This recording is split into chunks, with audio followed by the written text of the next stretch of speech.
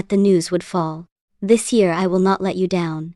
Margins will, without question, shrink in 1988, and profit may fall as well. Skyrocketing newsprint costs will be the major cause. Fechheimer Brothers Company is another of our family businesses, and, like the Blumkins, what a family. 3 generations of Heldmans have for decades consistently built the sales and profits of this manufacturer and distributor of uniforms. In the year that Berkshire acquired its controlling interest in Fechheimer, 1986 profits were a record. The Heldmans didn't slow down after that. Last year earnings increased substantially, and the outlook is good for 1,988. There's nothing magic about the uniform business. The only magic is in the Heldmans. Bob, George, Gary, Roger and Fred know the business inside and out, and they have fun running it. We are fortunate to be in partnership with them. Chuck Huggins continues to set new records at See's, just as he has ever since we put him in charge on the day of our purchase some 16 years ago. In 1987, volume hit a new high at slightly under £25 million. For the second year in a row, moreover, same-store sales, measured in pounds, were virtually unchanged. In case you are wondering, that represents improvement. In each of the previous 6 years, same-store sales had fallen. Although we had a particularly strong 1,986 Christmas season, we racked up better store-for-store comparisons in the 1,987 Christmas season than at any other time of the year. Thus, the seasonal factor at See's becomes even more extreme. In 1987, about 85% of our profit was earned during December. Candy stores are fun to visit, but most have not been fun for their owners. From what we can learn, practically no one besides See's has made significant profits in recent years from the operation of candy shops. Clearly, Chuck's record at See's is not due to a rising industry tide. Rather, it is a one-of-a-kind performance. His achievement requires an excellent product, which we have, but it also requires genuine affection for the customer. Chuck is 100% customer-oriented, and his attitude sets the tone for the rest of the See's organization. Here's an example of Chuck in action. At See's, we regularly add new pieces of candy to our mix and also cull a few to keep our product line at about 100 varieties. Last spring we selected 14 items for elimination. 2, it turned out, were badly missed by our customers, who wasted no time in letting us know what they thought of our judgment. A pox on all in See's who participated in the abominable decision. May your new truffles melt in transit? May they sour in people's mouths? May your costs go up and your profits go down? We are investigating the possibility of obtaining a mandatory injunction, requiring you to supply. You get the picture. In all, we received many hundreds of letters. Chuck not only reintroduced the pieces, he turned this miscue into an opportunity. Each person who had written got a complete and honest explanation in return. Said Chuck's letter, "Fortunately, when I make poor decisions, good things often happen as a result." And with the letter went a special gift certificate. See's increased prices only slightly in the last 2 years. In 1988 we have raised prices somewhat more, though still moderately. To date, sales have been weak and it may be difficult for See's to improve its earnings this year. World Book, Kirby, and the Scott Fetzer Manufacturing Group are all under the management of Ralph Shea. And what a lucky thing for us that they are. I told you last year that Scott Fetzer performance in 1986 had far exceeded the expectations that Charlie and I had at the time of our purchase. Results in 1987 were even better. Pre-tax earnings rose 10% while average capital employed declined significantly. Ralph's mastery of the 19 businesses for which he is responsible is truly amazing, and he has also attracted some outstanding managers to run them. We would love to find a few additional units that could be put under Ralph's wing. The businesses of Scott Fetzer are too numerous to describe in detail. Let's just update you on one of our favorites. At the end of 1987, World Book introduced its most dramatically revised edition since 1962. The number of color photos was increased from 14,000 to 24,000.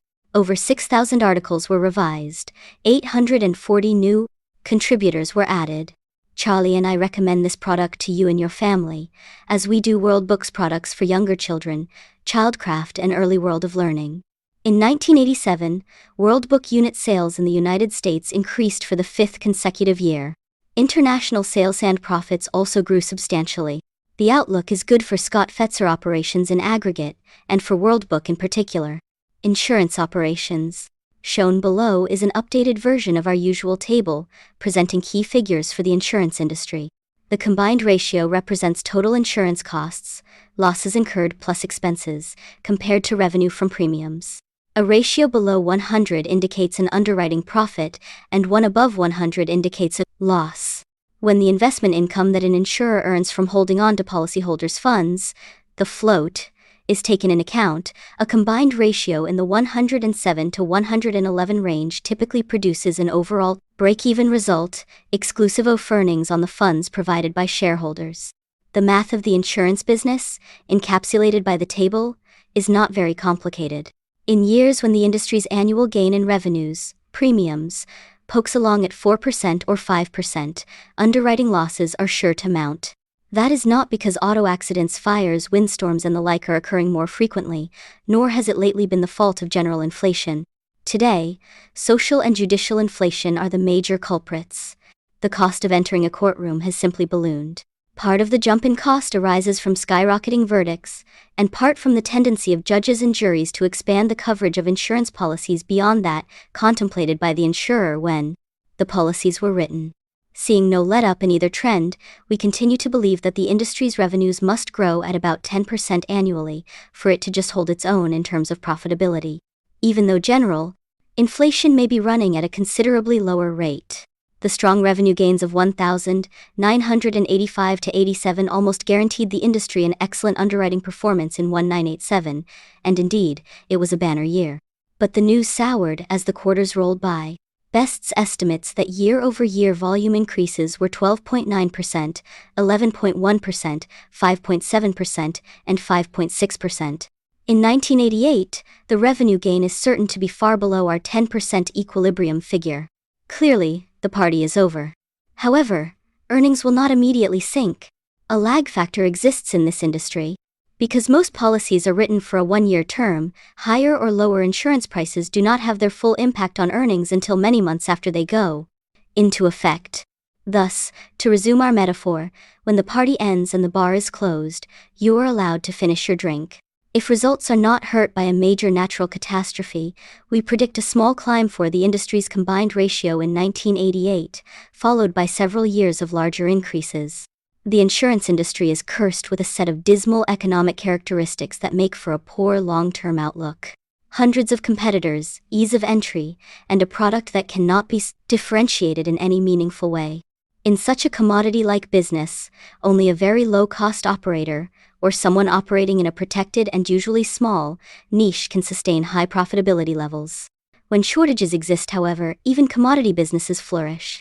The insurance industry enjoyed that kind of climate for a while, but it is now gone. One of the ironies of capitalism is that most managers in commodity industries abhor shortage conditions, even though those are the only circumstances permitting them good returns. Whenever shortages appear, the typical manager simply can't wait to expand capacity, and thereby plug the hole through which money is showering upon him. This is precisely what insurance managers did in 1985 to 87, confirming again Disraeli's observation. What we learn from history is that we do not learn from history. At Berkshire, we work to escape the industry's commodity economics in two ways. First, we differentiate our product by our financial strength, which exceeds that of all others in the industry. This strength, however, is limited in its usefulness. It means nothing in the personal insurance field. The buyer of an auto or homeowner's policy is going to get his claim paid even if his insurer fails, as many have. It often means nothing in the commercial insurance arena. When times are good, many major corporate purchasers of insurance and their brokers pay scant attention to the insurer's ability to perform under the more adverse conditions that may exist, say, 5 years later when a complicated claim is finally resolved. Out of sight, out of mind, and, later on, maybe out of pocket. Periodically, however, buyers remember Ben Franklin's observation that it is hard for an empty sack to stand upright and recognize their need to buy promises only from insurers that have enduring financial strength. It is then that we have a major competitive advantage. When a buyer really focuses on whether a $10 million claim can be easily paid by his insurer 5 or 10 years down the road, and when he takes into account the possibility that poor underwriting conditions may then coincide with depressed financial markets and defaults by reinsurer, he will find only a few companies he can trust. Among those, Berkshire will lead the pack. Our second method of differentiating ourselves is the total indifference to volume that we maintain. In 1989, we will be perfectly willing to write 5 times as much business as we write in 1988 or only 1/5 as much.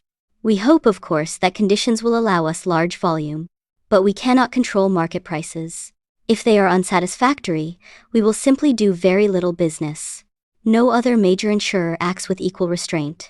3 conditions that prevail in insurance but not in most businesses allow us our flexibility. First, market share is not an important determinant of profitability. In this business, in contrast to the newspaper or grocery businesses, the economic rule is not survival of the fattest. Second, in many sectors of insurance, including most of those in which we operate, distribution channels are not proprietary and can be easily entered. Small volume this year does not preclude huge volume next year. Third, idle capacity, which in this industry largely means people, does not result in intolerable costs. In a way that industries such as printing or steel cannot, we can operate at quarter speed much of the time and still enjoy long-term prosperity. We follow a price based on exposure, not on competition policy, because it makes sense for our shareholders. But we're happy to report that it is also pro-social. This policy means that we are always available, given prices that we believe are adequate, to write huge volumes of almost any type of property casualty insurance. Many other insurers follow an in-and-out approach. When they are out because of mounting losses, capital, inadequacy, or whatever, we are available. Of course, when others are panting to do business, we are also available, but at such times we often find ourselves priced above the market. In effect, we supply insurance buyers and brokers with a large reservoir of standby capacity. One story from mid-1987 illustrates some consequences of our pricing policy. One of the largest family-owned insurance brokers in the country is headed by a fellow who has long been a shareholder of Berkshire. This man handles a number of large risks that are candidates for placement with our New York office. Naturally, he does the best he can for his clients.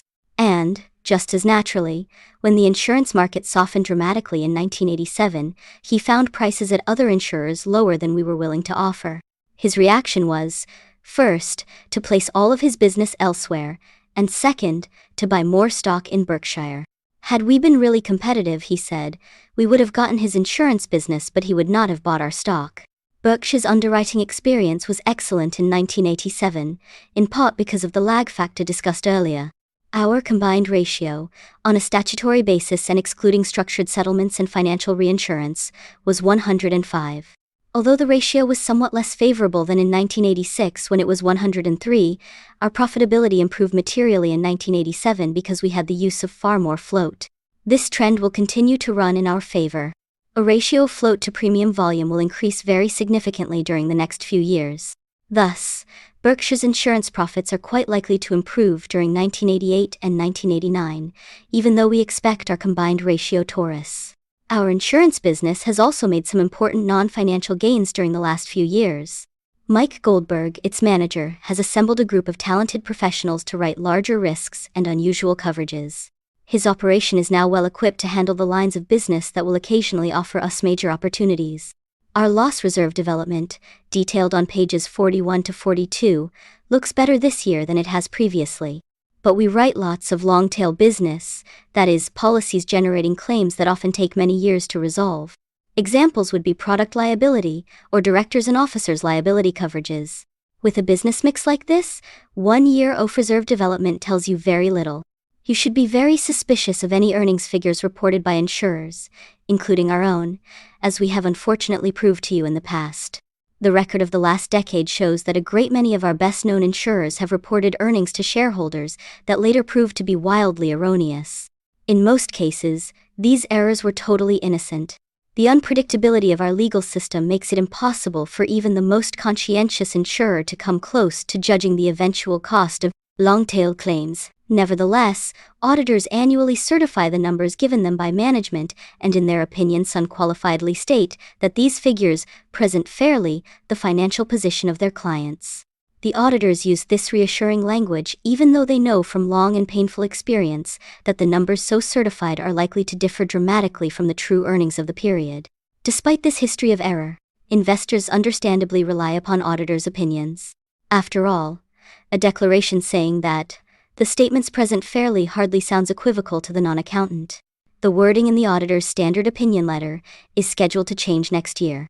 The new language represents improvement, but falls far short of describing the limitations of a casualty insurer audit. If it is to depict the true state of affairs, we believe the standard opinion letter to shareholders of a property casualty company should read something like, "We have relied upon representations of management in respect to the liabilities shown for losses and loss adjustment expenses, the estimate of which, in turn, very materially affects the earnings and financial condition herein reported. We can express no opinion about the accuracy of these figures. Subject to that important reservation, in our opinion, etc. If lawsuits develop in respect to wildly inaccurate financial statements, which they do, auditors will definitely say something of that sort in court anyway. Why should they not be forthright about their role and its limitations from the outset? We want to emphasize that we are not faulting auditors for their inability to accurately assess loss reserves, and therefore earnings.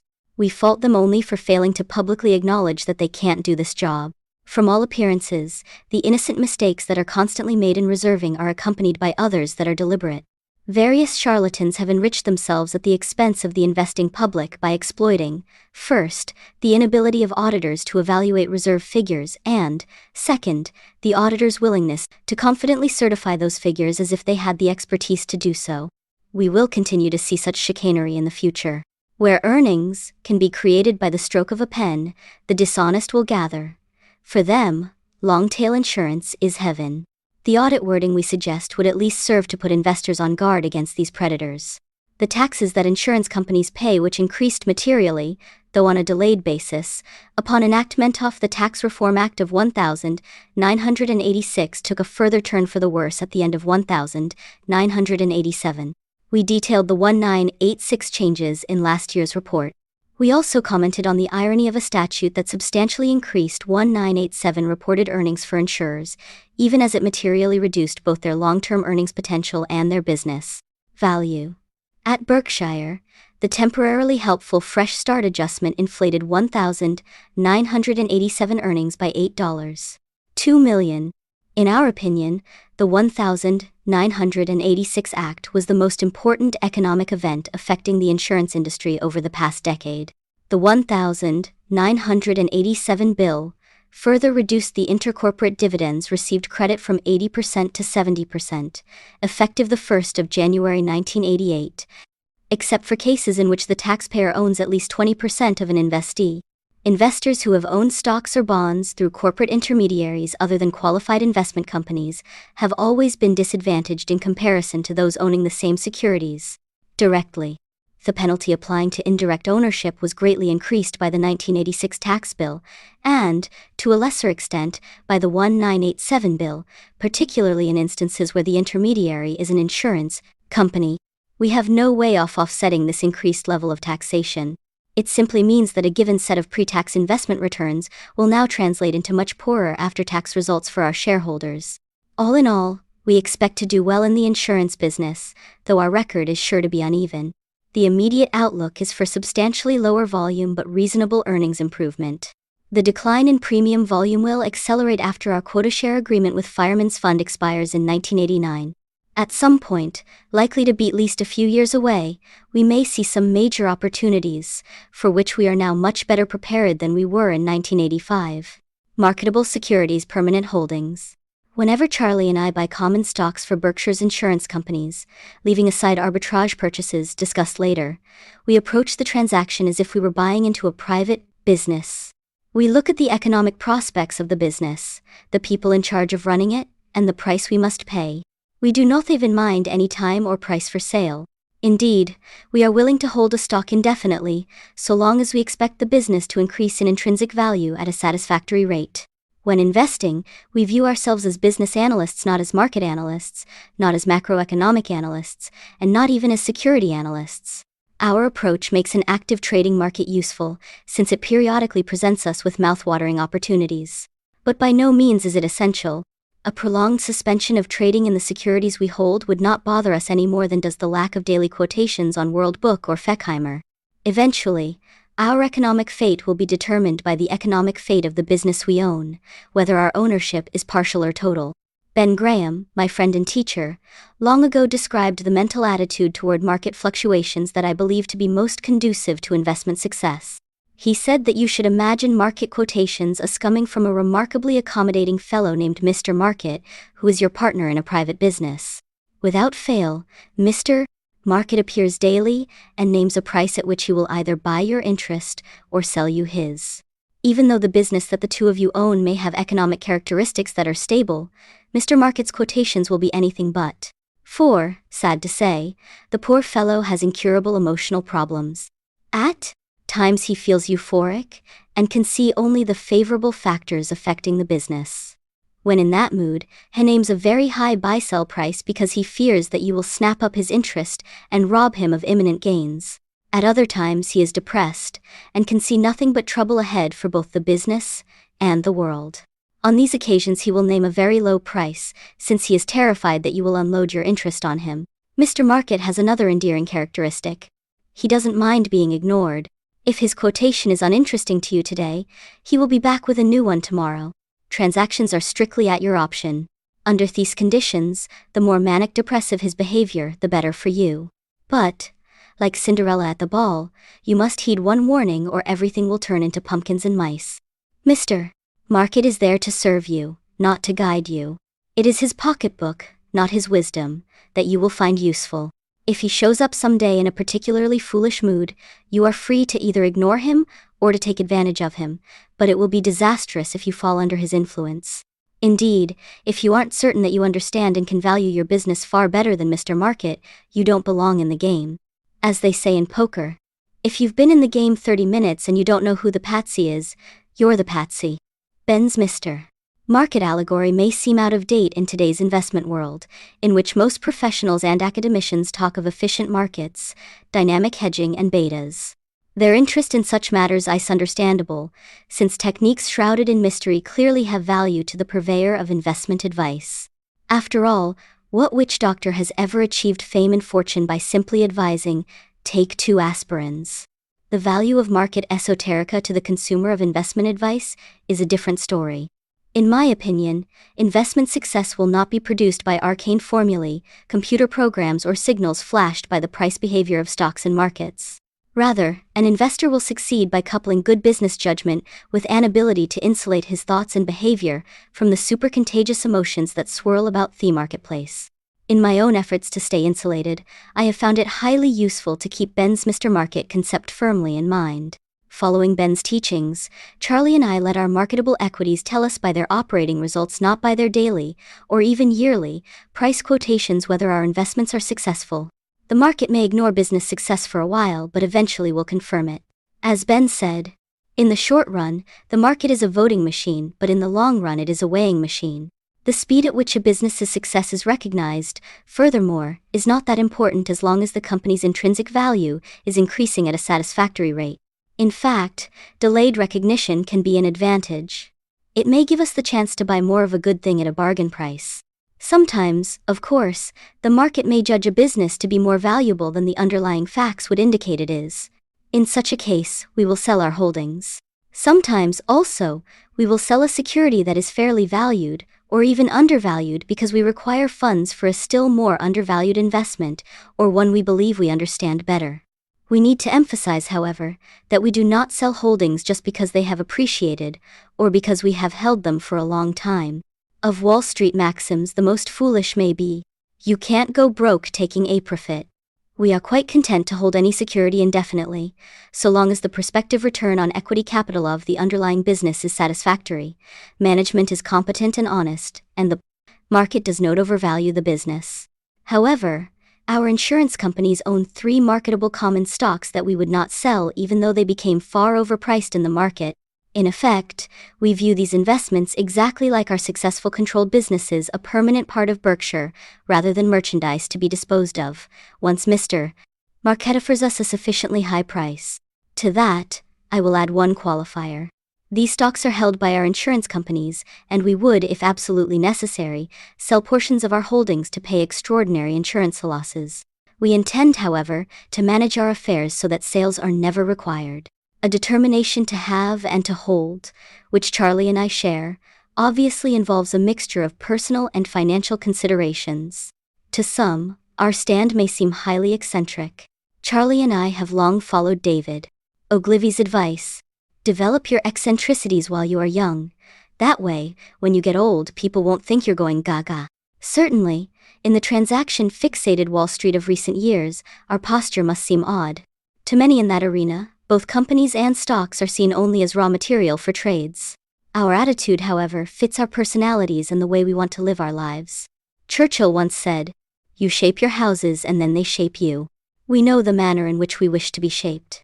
For that reason, we would rather achieve a return of X while associating with people whom we strongly like and admire than realize 110% of X by exchanging these relationships for uninteresting or unpleasant ones. And we will never find people we like and admire more than some of the main participants at the three companies our permanent holdings shown below. We really don't see many fundamental differences between the purchase of a controlled business and the purchase of marketable holdings such as these. In each case, we try to buy into businesses with favorable long-term economics. Our goal is to find an outstanding business at a sensible price, not a mediocre business at a bargain price. Charlie and I have found that making silk purses out of silk is the best that we can do. With sow's ears, we fail. It must be noted that your chairman, always a quick study, required only 20 years to recognize how important it was to buy good businesses. In the interim, I searched for bargains and had the misfortune to find some. My punishment was an education in the economics of short-line farm implement manufacturers, third-place department stores, and New England textile manufacturers. Of course, Charlie and I may misread the fundamental economics of a business. When that happens, we will encounter problems whether that business is a wholly owned subsidiary or a marketable security, although it is usually far easier to exit from the latter. Indeed, businesses can be misread. Witness the European reporter who, after being sent to this country to profile Andrew Carnegie, cabled his editor, "My God, you'll never believe the sort of money there is in running libraries." In making both control purchases and stock purchases, we try to buy not only good businesses, but ones run by high-grade, talented and likable managers. If we make a mistake about the managers we link up with, the controlled company offers a certain advantage because we have the power to effect change. In practice, however, this advantage is somewhat illusory. Management changes, like marital changes, are painful, time-consuming and chancy. In any event, at our three marketable but permanent holdings, this point is moot. With Tom Murphy and Dan Burke at Cap Cities, Bill Snyder and Lou Simpson at Geico, and Kay Graham and Dick Simmons at the Washington Post, we simply couldn't be in better hands. I would say that the controlled company offers two main advantages. First, when we control a company, we get to allocate capital, whereas we are likely to have little or nothing to say about this process with marketable holdings. This point can be important because the heads of many companies are not skilled in capital allocation. Their inadequacy is not surprising. Most bosses rise to the top because they have excelled in an area such as marketing, production, engineering, administration, or, sometimes, institutional politics. Once they become CEOs, they face new responsibilities. They now must make capital allocation decisions, a critical job that they may have never tackled and that is not easily mastered. To stretch the point, it's as if the final step for a highly talented musician was not to perform at Carnegie Hall, but, instead, to be named chairman of the Federal Reserve. The lack of skill that many CEOs have at capital allocation is no small matter. After 10 years on the job, a CEO whose company annually retains earnings equal to 10% of net worth will have been responsible for the deployment of more than 60% of all the capital at work in the business. CEOs who recognize their lack of capital allocation skills, which not all do, will often try to compensate by turning to their staffs, management consultants, or investment bankers. Charlie and I have frequently observed the consequences of such help. On balance, we feel it is more likely to accentuate the capital allocation problem than to solve it. In the end, plenty of unintelligent capital allocation takes place in corporate America. That's why you hear so much about restructuring. Berkshire, however, has been fortunate. At the companies that are our major non-controlled holdings, capital has generally been well deployed and, in some cases, brilliantly so. The second advantage of a controlled company over a marketable security has to do with taxes. Berkshire, as a corporate holder, absorbs some significant tax costs through the ownership of partial positions that we do not when our ownership is 80% or greater. Such tax disadvantages have long been with us, but changes in the tax code caused them to increase significantly during the past year. As a consequence, a given business result can now deliver Berkshire financial results that are as much as 50% better if they come from an 80% or greater holding, rather than from a lesser holding. The disadvantages of owning marketable securities are sometimes offset by a huge advantage. Occasionally, the stock market offers us the chance to buy non-controlling pieces of extraordinary businesses at truly ridiculous prices dramatically below those commanded in negotiated transactions that transfer control. For example, we purchased our Washington Post stock in 1973 at $5.63 per share, and per share operating earnings in 1987 after taxes were $10.30. Similarly, our Geico stock was purchased in 1976, 1979, and 1980 at an average of $6.67 per share, and after-tax operating earnings per share last year were $9.01. In cases such as these, Mr. Market has proven to be a mighty good friend. An interesting accounting irony overlays a comparison of the reported financial results of our controlled companies with those of the permanent minority holdings listed above. As you can see, those three stocks have a market value of over $2 billion, yet they produced only $11 million in reported after-tax earnings for Berkshire 1987. Accounting rules dictate that we take into income only the dividends these companies pay us, which are little more than nominal rather than our share of their earnings, which in 1987 amounted to well over $100 million.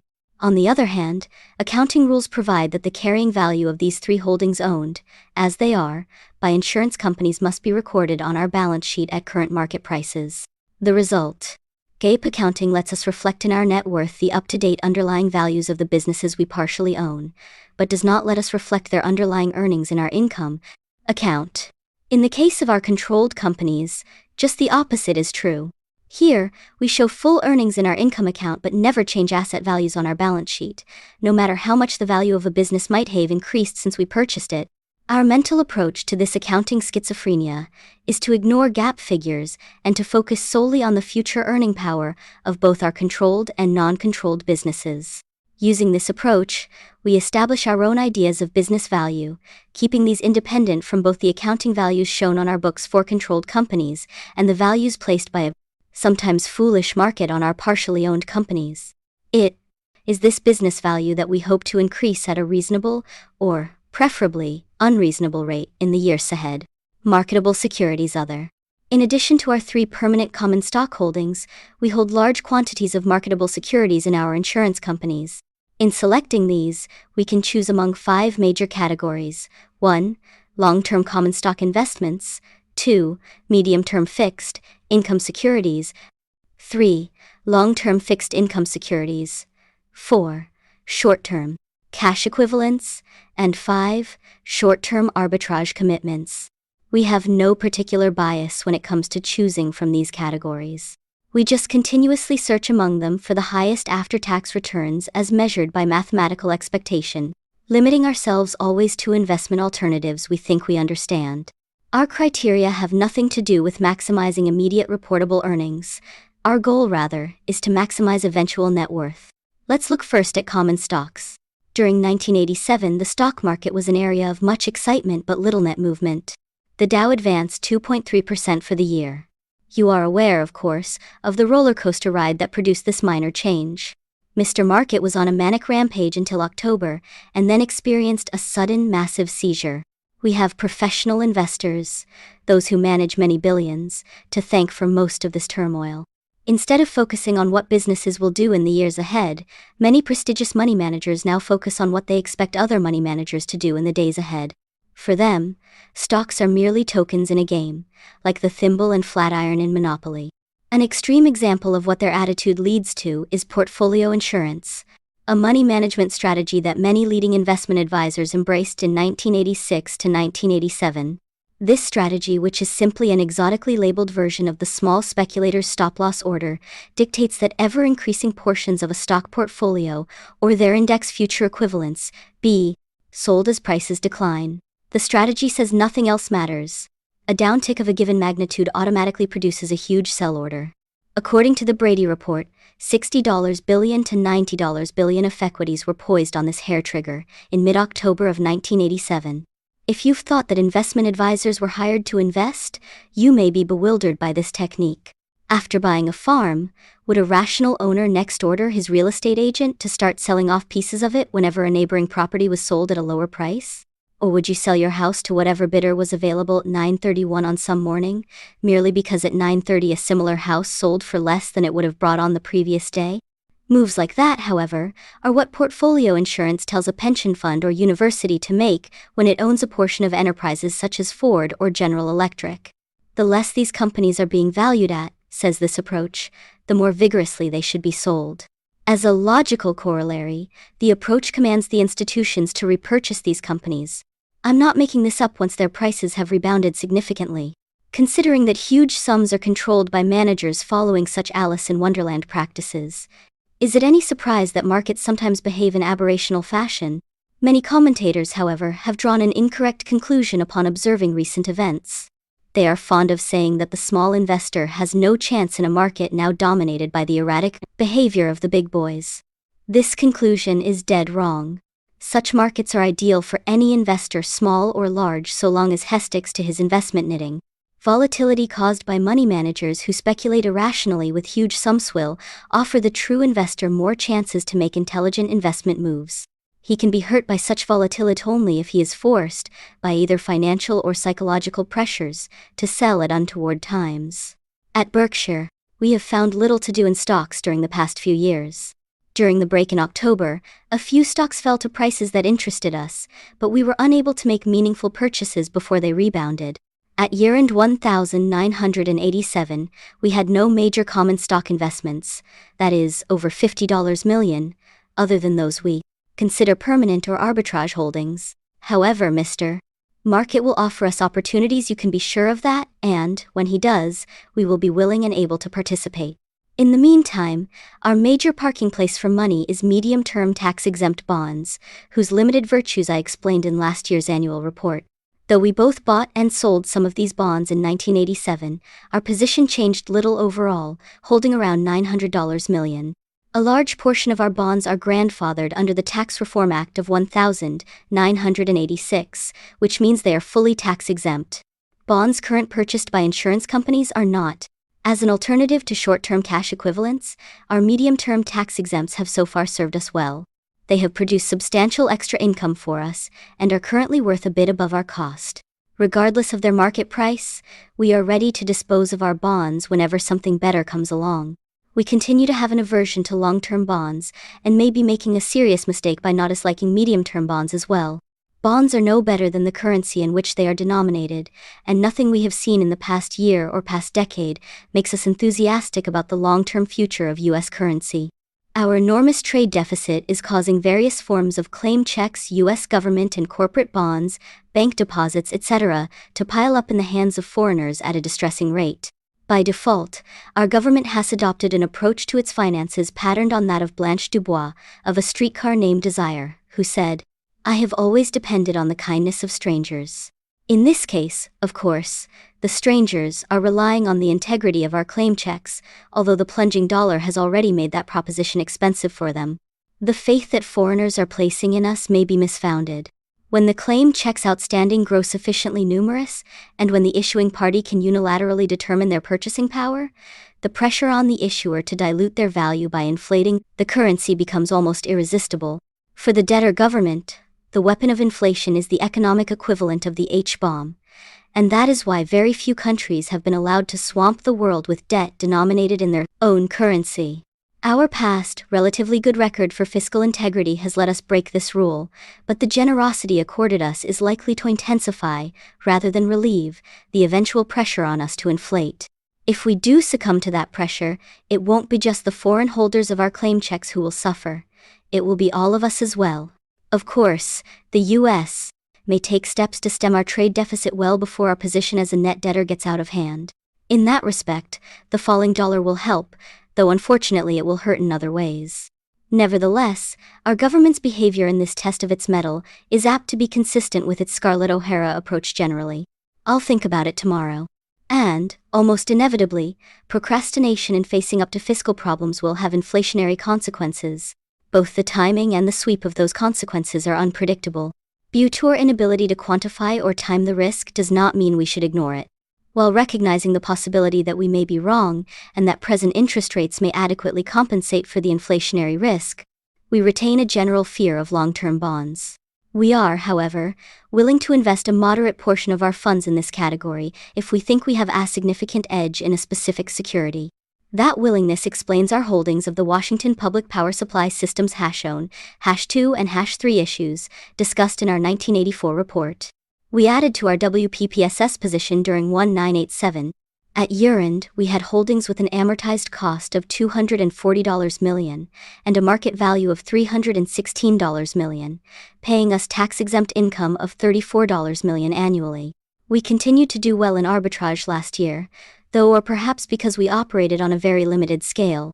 We enter into only a few arbitrage commitments each year and restrict ourselves to large transactions that have been publicly announced. We do not participate in situations in which green mailers are attempting to put a target company in play. We have practiced arbitrage on an opportunistic basis for decades, and, to date, our results have been quite good. Though we've never made an exact calculation, I believe that overall we have averaged annual pre-tax returns of at least 25% from arbitrage. I'm quite sure we did better than that in 1987. But it should be emphasized that a really bad experience or two, such as many arbitrage operations suffered in late 1987, could change the figures dramatically. Our only $50 million plus arbitrage position at year-end 1987 was 1,096,200 shares of Allegis, with a cost of $76 million and a market value of $78 million. We had two other large holdings at year-end that do not fit precisely into any of our 5 categories. One was Various Texaco, Incorporated, bonds with short maturities, all purchased after Texaco went into bankruptcy. Were it not for the extraordinarily strong capital position of our insurance companies, it would be inappropriate for us to buy defaulted bonds at prices prevailing after Texaco's bankruptcy filing. However, we regarded these issues as by far the most attractive bond investment available to us. On a worst-case basis with respect to the Pennzoil litigation, we felt the bonds were likely to be worth about what we paid for them. Given a sensible settlement, which seemed likely, we expected the bonds to be worth considerably more. At year-end, our Texaco bonds were carried on our books at $104 million and had a market value of $119 million. By far, our largest and most publicized investment in 1987 was a $700 million purchase of Salomon Inc., 9% preferred stock. This preferred is convertible after 3 years into Salomon common stock at $38 per share, and, if not converted, will be redeemed ratably over 5 years beginning the 31st of October 1995. From most standpoints, this commitment fits into the medium-term fixed income securities category. In addition, we have an interesting conversion possibility. We of course have no special insights regarding the direction or future profitability of investment banking. By their nature, the economics of this industry are far less predictable than those of most other industries in which we have major commitments. This unpredictability is one of the reasons why our participation is in the form of a convertible preferred. What we do have a strong feeling about is the ability and integrity of John Gutfreund, CEO of Salomon Inc. Charlie and I admire, and trust John. We first got to know him in 1976 when he played a key role in Geico's escape from near bankruptcy. Several times since, we have seen John steer clients away from transactions that would have been unwise, but that the client clearly wanted to make even though his advice provided no fee to Salomon, and acquiescence would have delivered a large fee. Such service above self-behavior is far from automatic in Wall Street. For the reasons Charlie outlines on page 50, at year-end we valued our Salomon investment at 98% of par, $14 million less than our cost. However, we believe there is a reasonable likelihood that a leading, high-quality capital raising and market-making operation can average good returns on equity. If so, our conversion right will eventually prove to be valuable. 2 further comments about our investments in marketable securities are appropriate. First, we give you our usual warning. Our holdings have changed since year-end and will continue to do so without notice. The second comment is related. During 1987, as in some earlier years, there was speculation in the press from time to time about our purchase or sale of various securities. These stories were sometimes true, sometimes partially true, and other times completely untrue. Interestingly, there has been no correlation between the size and prestige of the publication and the accuracy of the report. One dead-wrong rumor was given considerable prominence by a major national magazine, and another leading publication misled its readers by writing about an arbitrage position as if it were a long-term investment commitment. In not naming names, I am observing field warning that it's not wise to pick fights with people who buy ink by the barrel. You should understand that we simply don't comment in any way on rumors, whether they are true or false. If we were to deny the incorrect reports and refuse comment on the correct ones, we would in effect be commenting on all. In a world in which big investment ideas are both limited and valuable, we have no interest in telling potential competitors what we are doing except to the extent required by law.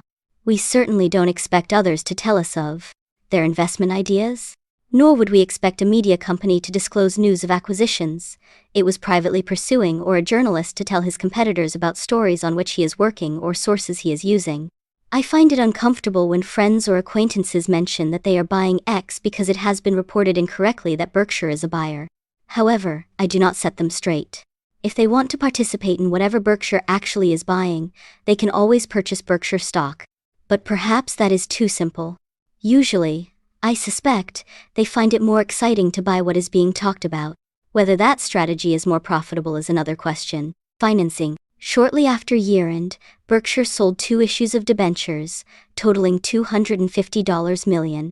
Both issues mature in 2018 and will be retired at an even pace through sinking fund operations that begin in 1999. Our overall interest cost, after allowing for expenses of issuance, is slightly over 10%. Salomon was our investment banker, and its service was excellent. Despite our pessimistic views about inflation, our taste for debt is quite limited. To be sure, it is likely that Berkshire could improve its return on equity by moving to a much higher, though still conventional, debt-to-business value ratio. It's even more likely that we could handle such a ratio, without problems, under economic conditions far worse than any that have prevailed since the early 1930s. But we do not wish it to be only likely that we can meet our obligations. We wish that to be certain. Thus we adhere to policies both in regard to debt and all other matters that will allow us to achieve acceptable long-term results under extraordinarily adverse conditions rather than optimal results under a normal range of conditions. Good business or investment decisions will eventually produce quite satisfactory economic results, with no aid from leverage. Therefore, it seems to us to be both foolish and improper to risk what is important, including, necessarily, the welfare of innocent bystanders such as policyholders and employees, for some extra returns that are relatively unimportant. This view is not the product of either our advancing age or prosperity. Our opinions about debt have remained constant. However, we are not phobic about borrowing. We're far from believing that there is no fate worse than debt. We are willing to borrow an amount that we believe on a worst-case basis will pose no threat to Berkshire's well-being. Analyzing what that amount might be, we can look to some important strengths that would serve us well if major problems should engulf our economy. Berkshire's earnings come from many diverse and well-entrenched businesses. These businesses seldom require much capital investment. What debt we have is structured well, and we maintain major holdings of liquid assets.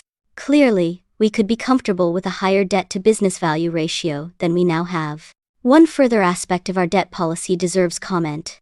Unlike many in the business world, we prefer to finance in anticipation of need rather than in reaction to it. A business obtains the best financial results possible by managing both sides of its balance sheet well.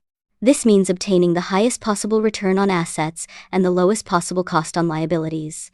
It would be convenient if opportunities for intelligent action on both fronts coincided. However, reason tells us that just the opposite is likely to be the case. Tight money conditions, which translate into high costs for liabilities, will create the best opportunities for acquisitions, and cheap money will cause assets to be bid to the sky. Our conclusion: action on the liability side should sometimes be taken independent of any action on the asset side.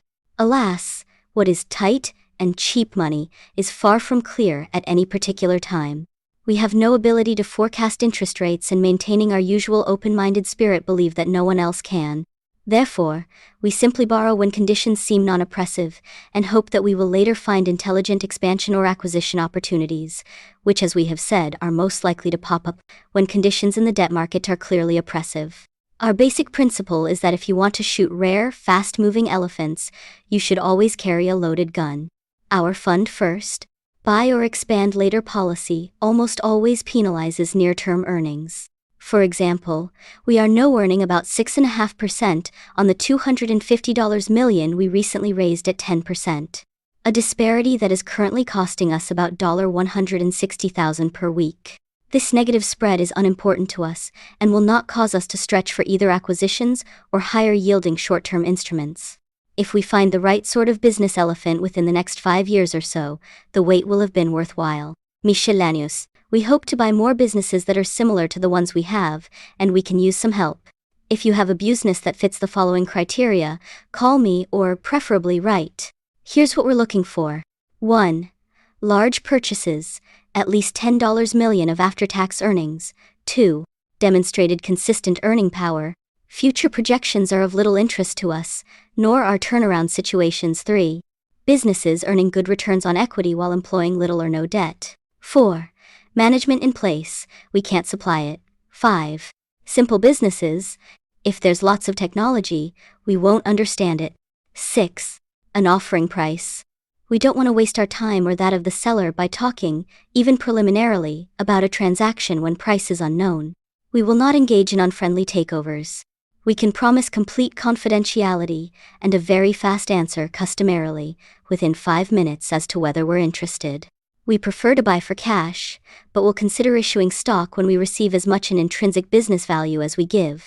We invite potential sellers to check us out by contacting people with whom we have done business in the past. For the right business and the right people, we can provide a good home. On the other hand, we frequently get approached about acquisitions that don't come close to meeting our tests. New ventures, turnarounds, auction-like sales, and the ever-popular, among brokers. I'm sure something will work out if you people get to know each other. None of these attracts us in the least. Besides being interested in the purchases of entire businesses as described above, we are also interested in the negotiated purchase of large, but not controlling, blocks of stock comparable to those we hold in Cap Cities and Salomon. We have a special interest in purchasing convertible preferreds as a long-term investment, as we did at Salomon. And now a bit of déjà vu. Most of Berkshire's major stockholders received their shares at year-end 1,969 inches, a liquidating distribution from Buffett Partnership, Limited. Some of these former partners will remember that in 1962 I encountered severe managerial problems at Dempster Mill Manufacturing Co., a pump and farm implement manufacturing company that BPL controlled. At that time, like now, I went to Charlie with problems that were too tough for me to solve. Charlie suggested the solution might lie in a California friend of his, Harry Bottle, whose special knack was never forgetting the fundamental. I met Harry in Los Angeles on the 17th of April 1962, and on April 23 he was in Beatrice, Nebraska running Dempster. Our problems disappeared almost immediately. In my 1962 annual letter to partners, I named Harry Man of the Year. Fade to 24 years later. The scene is K&W Products, a small Berkshire subsidiary that produces automotive compounds. For years K&W did well, but in 1985 to 86 it stumbled badly, as it pursued the unattainable to the neglect of the achievable. Charlie, who oversees K&W, knew there was no need to consult me. Instead, he called Harry, now 68 years old, made him CEO, and sat back to await the inevitable. He didn't wait long. In 1987 K&W's profits set a record, up more than 300% from 1986. And, as profits went up, capital employed went down. K&W's investment in accounts receivable and inventories has decreased 20%. If we run into another managerial problem 10 or 20 years down the road, you know whose phone will ring. About 97.2% of all eligible shares participated in Berkshire's 1987 Shareholder Designated Contributions Program. Contributions made through the program were $4.9 million, and 2,050 charities were recipients. A recent survey reported that about 50% of major American companies match charitable contributions made by directors, sometimes by a factor of 3 to 1. In effect, These representatives of the owners direct funds to their favorite charities, and never consult the owners as to their charitable preferences. I wonder how they would feel if the process were reversed and shareholders could invade the directors' pockets for charities favored by the shareholders. When A takes money from B to give to C and A is a legislator, the process is called taxation. But when A is an officer or director of a corporation, it is called philanthropy. We continue to believe that contributions, aside from those with quite clear direct benefits to the company, should reflect the charitable preferences of owners rather than those of officers and directors. We urge new shareholders to read the description of our shareholder designated contributions program that appears on pages 54 and 55. If you wish to participate in future programs, we strongly urge that you immediately make sure your shares are registered in the name of the actual owner, not in street name or nominee name. Shares not so registered, on September 30, L988 will be ineligible for the 1988 program. Last year we again had about 450 shareholders at our annual meeting. The 60 or so questions they asked were, as always, excellent. At many companies, the annual meeting is a waste of time because exhibitionists turn it into a sideshow. Ours, however, is different. It is informative for shareholders and fun for us. At Berkshire's meetings, the exhibitionists are on the dais. This year our meeting will be on the 23rd of May 1988 in Omaha, and we hope that you come. The meeting provides the forum for you to ask any owner-related questions you may have, and we will keep answering until all, except those dealing with portfolio activities or other proprietary information, have been dealt with. Last year we rented 2 buses for $100 to take shareholders interested in the trip to the Furniture Mart. Your actions demonstrated your good judgment. You snapped up about $40,000 of bargains, Mrs. B regards this expense sales ratio as on the high side and attributes it to my chronic inattention to costs and generally sloppy managerial practices. But, gracious as always, she has offered me another chance, and we will again have bus available following the meeting. Mrs. B says you must beat last year's sales figures, and I have told her she won't be disappointed. Warren E. Buffett, Chairman of the Board, February 29, 1988, Berkshire Hathaway, Inc. To the shareholders of Berkshire Hathaway Incorporated, our gain in net worth during 1988 was $569 million, or 20%. Over the last 24 years, that is, since present management took over, our per-share book value has grown from $19.46 to $2,974.52, or at a rate of 23% compounded annually. We've emphasized in past reports that what counts, however, is intrinsic business value, the figure, necessarily an estimate, indicating what all of our constituent businesses are worth. By all calculations, Berkshire's intrinsic business value significantly exceeds its book value. Over the 24 years, business value has grown somewhat faster than book value. In 1988, however, book value grew the faster, by a bit. Berkshire's past rates of gain in both book value and business value were achieved under circumstances far different from those that now exist. Anyone ignoring these differences makes the same mistake that a baseball manager would, were he to judge the future prospects of a 42-year-old center fielder on the basis of his lifetime batting average. Important negatives affecting our prospects today are 1. A less attractive stock market than generally existed over the past 24 years. 2. Higher corporate tax rates on most forms of investment income. 3. A far more richly priced market for the acquisition of businesses. And 4. Industry conditions for Capital Cities, ABC, Incorporated, Geico Corporation, and the Washington Post Company, Berkshire's 3 permanent investments, constituting about 1/2 of our net worth, that range from slightly to materially less favorable than those existing 5 to 10 years ago. All of these companies have superb management and strong properties. But, at current prices, their upside potential looks considerably less exciting to us today than it did some years ago. The major problem we face, however, is a growing capital base. You've heard that from us before, but this problem, like age, grows in significance each year. And also, just as with age, it's better to have this problem continue to grow rather than to have it solved. 4 years ago I told you that we needed profits of $3.9 billion to achieve a 15% annual return over the decade ahead. Today, for the next decade, a 15% return demands profits of $10.3 billion. That seems like a very big number to me, and to Charlie Munger, Berkshire's vice chairman and my partner. Should that number indeed prove too big, Charlie will find himself, in future reports, retrospectively identified as the senior partner.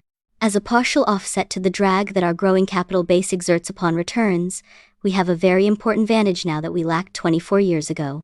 Then, all our capital was tied up in a textile business with inescapably poor economic characteristics. Today, part of our capital is invested in some really exceptional businesses. Last year, we dubbed these operations the Sainted Seven: Buffalo News, Feckheimer, Kirby, Nebraska Furniture Mart, Scott Fetzer Manufacturing Group, See's, and World Book. In 1988, the Saints came marching in.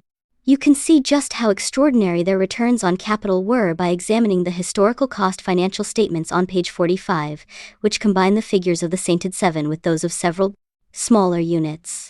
With no benefit from financial leverage, this group earned about 67% on average equity capital. In most cases, the remarkable performance of these units arises partially from an exceptional business franchise. In all cases, an exceptional management is a vital factor. The contribution Charlie and I make is to leave these managers alone. In my judgment, these businesses, in aggregate, will continue to produce superb returns. We'll need these. Without this help, Berkshire would not have a chance of achieving our 15% goal. You can be sure that our operating managers will deliver. The question mark in our future is whether Charlie and I can effectively employ the funds that they generate. In that respect, we took a step in the right direction early in 1989 when we purchased an 80% interest in Borsheim's, a jewelry business in Omaha. This purchase, described later in this letter, delivers exactly what we look for: an outstanding business run by people we like, admire, and trust. It's a great way to start the year. Accounting changes. We have made a significant accounting change that was mandated for 1988, and likely will have another to make in 1990. When we move figures around from year to year, without any change in economic reality, one of our always thrilling discussions of accounting is necessary. First, I'll offer my customary disclaimer. Despite the shortcomings of generally accepted accounting principles, GAAP, I would hate to have the job of devising a better set of rules. The limitations of the existing set, however, need not be inhibiting. CEOs are free to treat GAAP statements as a beginning rather than an end to their obligation to inform owners and creditors, and indeed they should. After all, any manager of a subsidiary company would find himself in hot water if he reported barebones GAAP numbers that omitted key information needed by his boss, the parent corporation's CEO. Why then should the CEO himself withhold information vitally useful to his bosses, the shareholder owners of the corporation? What needs to be reported is data, whether GAAP, non-GAAP, or extra GAAP, that helps financially literate readers answer three key questions. 1. Approximately how much is this company worth? 2. What is the likelihood that it can meet its future obligations? And 3. How good a job are its managers doing, given the hand they have been dealt? In most cases, answers to one or more of these questions are somewhere between difficult and impossible to glean from the minimum GAAP presentation. The business world is simply too complex for a single set of rules to effectively describe economic reality for all enterprises, particularly those operating in a wide variety of businesses, such as Berkshire. Further complicating the problem is the fact that many managements view GAAP not as a standard to be met, but as an obstacle to overcome. Too often their accountants willingly assist them. How much, says the client, is 2 plus 2? Replies the cooperative accountant. What number did you have in mind? Even honest and well-intentioned managements sometimes stretch GAAP a bit, in order to present figures they think will more appropriately describe their performance. Both the smoothing of earnings and the big bath quarter are white lie techniques employed by otherwise upright managements. Then there are managers who actively use GAAP to deceive and defraud. They know that many investors and creditors accept GAAP results as gospel. So these charlatans interpret the rules imaginatively and record business transactions in ways that technically comply with GAAP but actually display an economic illusion to the world. As long as investors, including supposedly sophisticated institutions, place fancy valuations on reported earnings that march steadily upward, you can be sure that some managers and promoters will exploit GAAP to produce such numbers, no matter what the truth may be. Over the years, Charlie and I have observed many accounting-based frauds of staggering size. Few of the perpetrators have been punished, many have not even been censured. It has been far safer to steal large sums with a pen than small sums with a gun. Under one major change mandated by GAAP for 1988, we have been required to fully consolidate all our subsidiaries in our balance sheet and earnings statement. In the past, Mutual Savings and Loan and Scott Fetzer Financial, a credit company that primarily finances installment sales of World Book and Kirby products, were consolidated on a one-line basis. That meant we, 1. Showed our equity in their combined net worths as a single entry asset on Berkshire's consolidated balance sheet, and 2. Included our equity in their combined annual earnings as a single line income entry in our consolidated statement of earnings. Now the rules require that we consolidate each asset and liability of these companies in our balance sheet, and each item of their income and expense in our earnings statement. This change underscores the need for companies also to report segmented data. The greater the number of economically diverse business operations lumped together in conventional financial statements, the less useful those presentations are, and the less able investors are to answer the 3 questions posed earlier. Indeed, the only reason we ever prepare consolidated figures at Berkshire is to meet outside requirements. On the other hand, Charlie and I constantly study our segment data. Now that we are required to bundle more numbers in our GAAP statements, we have decided to publish additional supplementary information that we think will help you measure both business value and managerial performance. Berkshire's ability to discharge its obligations to creditors, the third question we listed, should be obvious, whatever statements you examine. In these supplementary presentations, we will not necessarily follow GAAP procedures, or even corporate structure. Rather, we will attempt to lump major business activities in ways that aid analysis, but do not swamp you with detail. Our goal is to give you important information in a form that we would wish to get it if our roles were reversed. On pages 41 to 47 we show separate combined balance sheets and earnings statements for 1. Our subsidiaries engaged in finance-type operations, which are Mutual Savings and Scott Fetzer Financial. Our insurance operations, with their major investment positions itemized. 3. Our manufacturing, publishing, and retailing businesses, leaving aside certain non-operating assets and purchase price accounting adjustments. And 4. An all-other category that includes the non-operating assets, primarily marketable securities, held by the companies in 3, as well as various assets and debts of the Wesco and Berkshire parent companies. If you combine the earnings and the net worths of these 4 segments, you will derive totals matching those shown on our GAAP statements. However, we want to emphasize that our new presentation does not fall within the purview of our auditors, who in no way bless it. In fact, they may be horrified. I don't want to ask. I referred earlier to a major change in GAAP that is expected in 1990. This change relates to the calculation of deferred taxes, and is both complicated and controversial, so much so that its imposition, originally scheduled for 1989, was postponed for a year. When implemented, the new rule will affect us in various ways. Most important, we will be required to change the way we calculate our liability for deferred taxes on the unrealized appreciation of stocks held by our insurance companies. Right now, our liability is layered. For the unrealized appreciation that dates back to 1986 and earlier years, $1.2 billion, we have booked a 28% tax liability.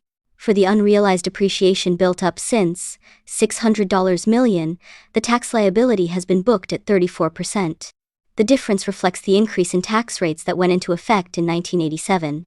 It now appears, however, that the new accounting rule will require us to establish the entire liability at 34% in 1990, taking the charge against our earnings. Assuming no change in tax rates by 1990, this step will reduce our earnings in that year, and thereby our reported net worth, by $71 million. The proposed rule will also affect other items on our balance sheet, but these changes will have only a minor impact on earnings and net worth. We have no strong views about the desirability of this change in calculation of deferred taxes. We should point out, however, that neither a 28% nor a 34% tax liability precisely depicts economic reality at Berkshire, since we have no plans to sell the stocks in which we have the great bulk of our gains.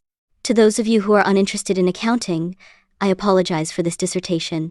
I realize that many of you do not pore over our figures, but instead hold Berkshire primarily because you know that 1.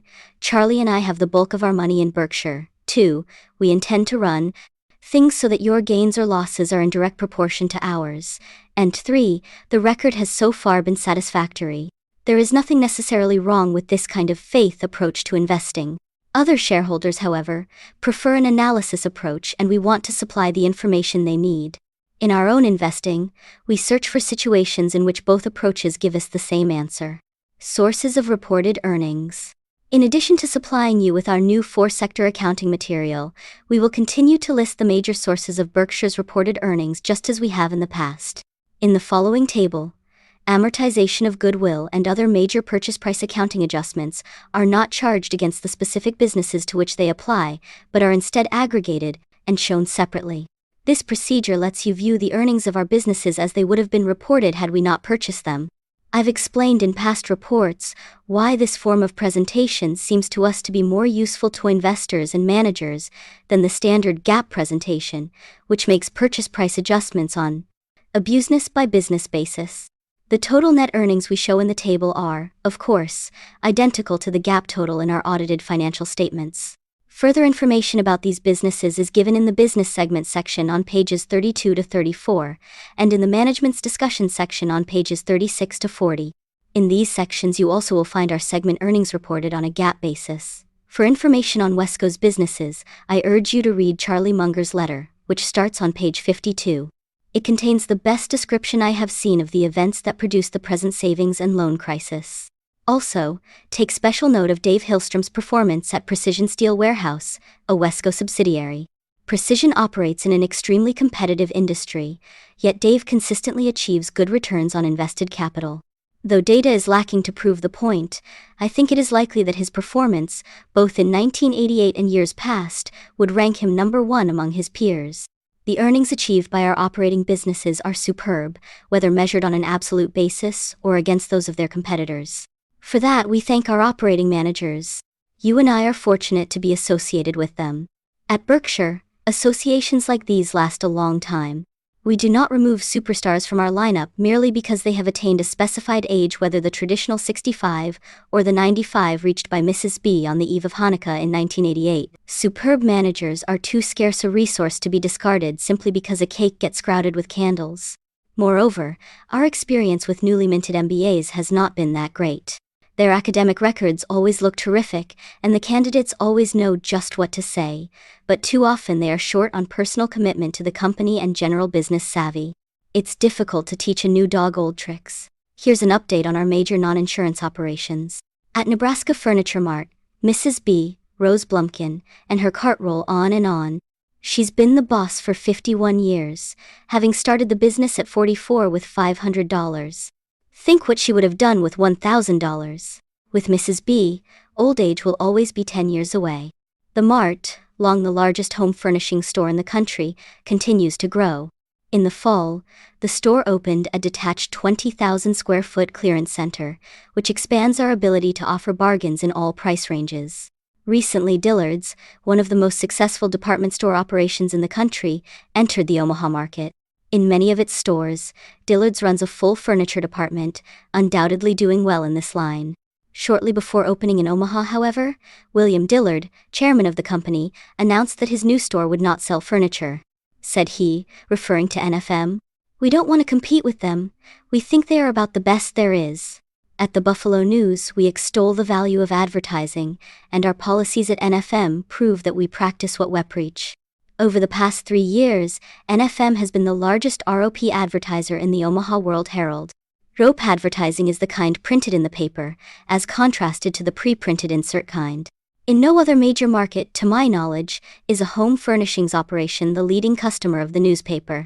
At times, we also run large ads in papers as far away as Des Moines, Sioux City and Kansas City, always with good results. It truly does pay to advertise, as long as you have something worthwhile to offer. Mrs. B's son, Louis, and his boys, Ron and Irv, complete the winning Blumpkin team. It's a joy to work with this family.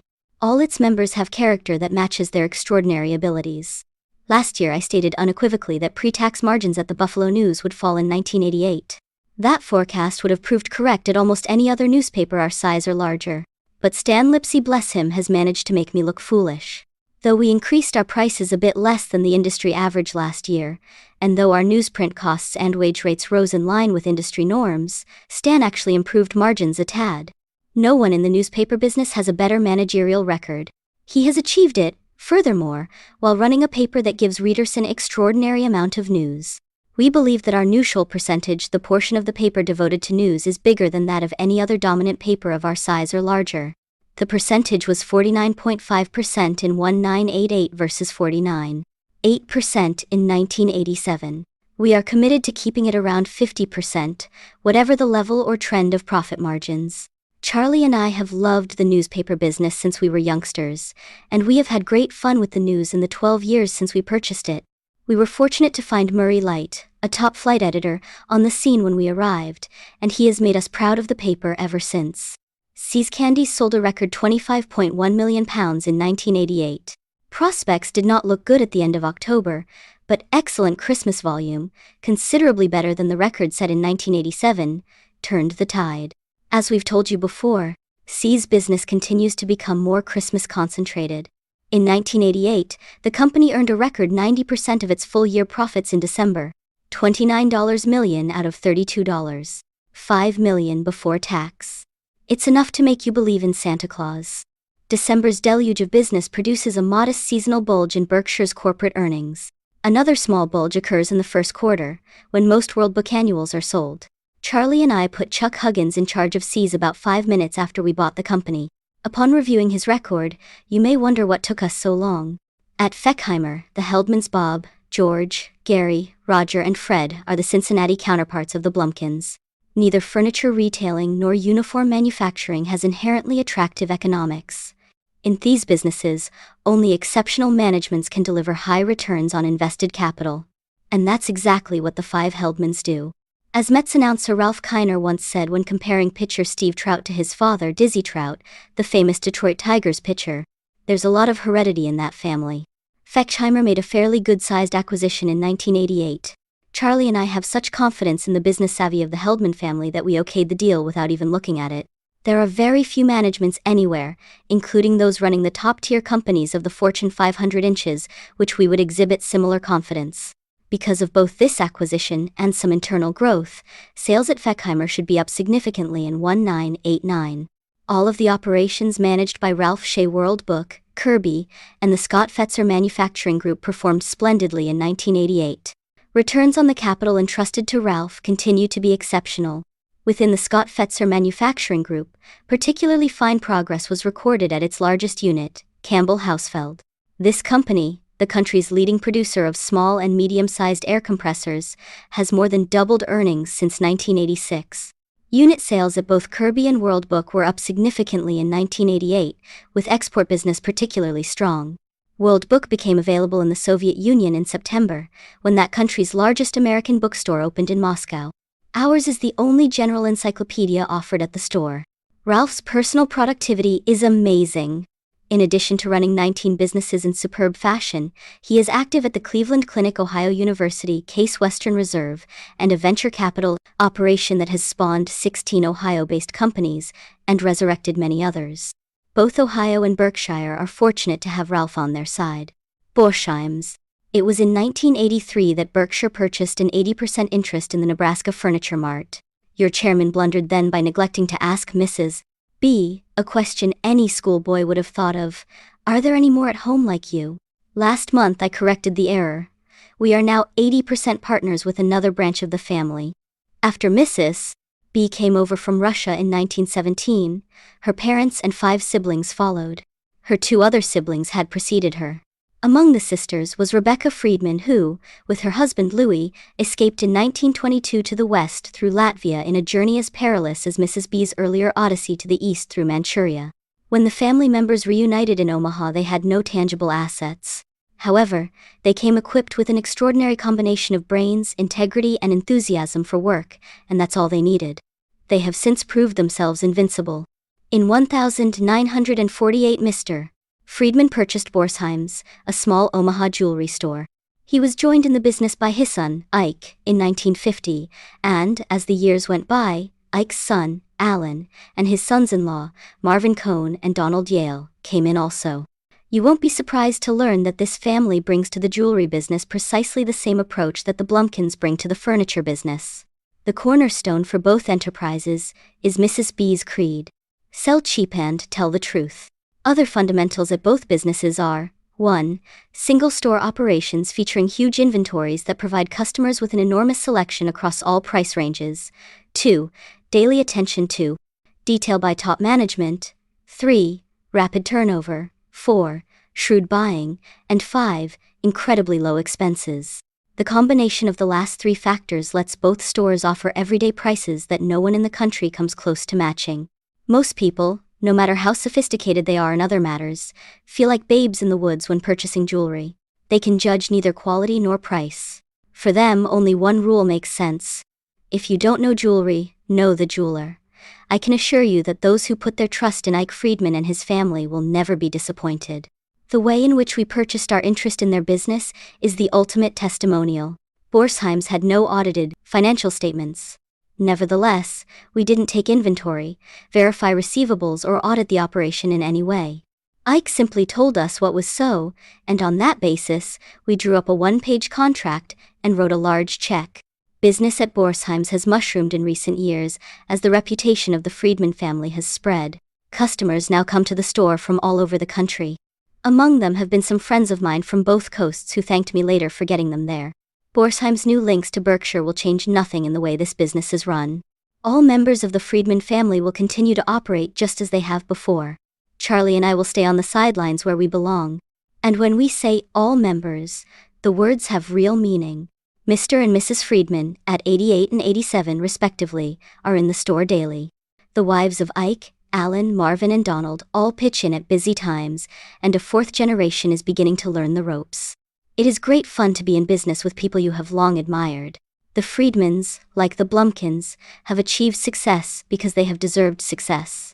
Both families focus on what's right for the customer, and that, inevitably, works out well for them also. We couldn't have better partners. Insurance operations. Shown below is an updated version of our usual table presenting key figures for the insurance industry. Source: AM Best Co. The combined ratio represents total insurance costs losses incurred plus expenses, compared to revenue from premiums. A ratio below 100 indicates an underwriting profit, and one above 100 indicates a loss. When the investment income that an insurer earns from holding on to policyholders' funds, the float, is taken into account, a combined ratio in the 107 to 111 range typically produces an overall break-even result, exclusive of earnings on the funds provided by shareholders. For the reasons laid out in previous reports, we expect the industry's incurred losses to grow by about 10% annually, even in years when general inflation runs considerably lower. If premium growth, meanwhile, materializes that 10% rate, underwriting losses will mount, though the industry's tendency to under-reserve when business turns bad may obscure their size for a time. As the table shows, the industry's underwriting loss grew in 1988.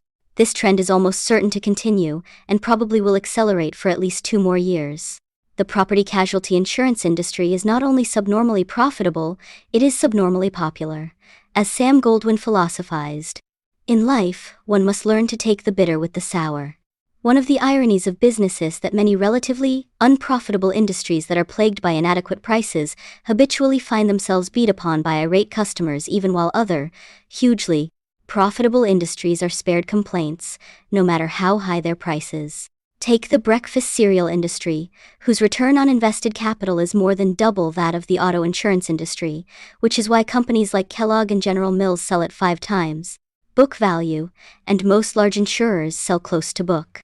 The cereal companies regularly impose price increases, few of them related to a significant jump in their costs. Yet not a peep is heard from consumers. But when auto insurers raise prices by amounts that do not even match cost increases, customers are outraged. If you want to be loved, it's clearly better to sell high-priced cornflakes than low-priced auto insurance. The antagonism that the public feels toward the industry can have serious consequences. Proposition 103, a California initiative passed last fall, threatens to push auto insurance prices down sharply, even though costs have been soaring. The price cut has been suspended while the courts review the initiative, but the resentment that brought on the vote has not been suspended. Even if the initiative is overturned, insurers are likely to find it tough to operate profitably in California. Thank heavens the citizenry isn't mad at bonbons. If Proposition 103 applied to candy as well as insurance, See's would be forced to sell its product for $5.76 per pound, rather than the $7.60 we charge, and would be losing money by the bucketful. The immediate direct effects on Berkshire from the initiative are minor, since we saw few opportunities for profit in the rate structure that existed in California prior to the vote. However, the forcing down of prices would seriously affect Geico, our 44% owned investee, which gets about 10% of its premium volume from California. Even more threatening to Geico is the possibility that similar pricing actions will be taken in other states through either initiatives or legislation. If voters insist that auto insurance be priced below cost, it eventually must be sold by government. Stockholders can subsidize policyholders for a short period, but only taxpayers can subsidize them over the long term. At most property casualty companies, socialized auto insurance would be no disaster for shareholders. Because of the commodity characteristics of the industry, most insurers earn mediocre returns and therefore have little or no economic goodwill to lose if they are forced by government to leave the auto insurance business. But Geico, because it is a low-cost producer able to earn high returns on equity, has a huge amount of economic goodwill at risk. In turn, so do we. At Berkshire, in 1988, our premium volume continued to fall, and in 1989 we will experience a large decrease for a special reason. The contract through which we receive 7% of the business of Fireman's Fund expires on August 31.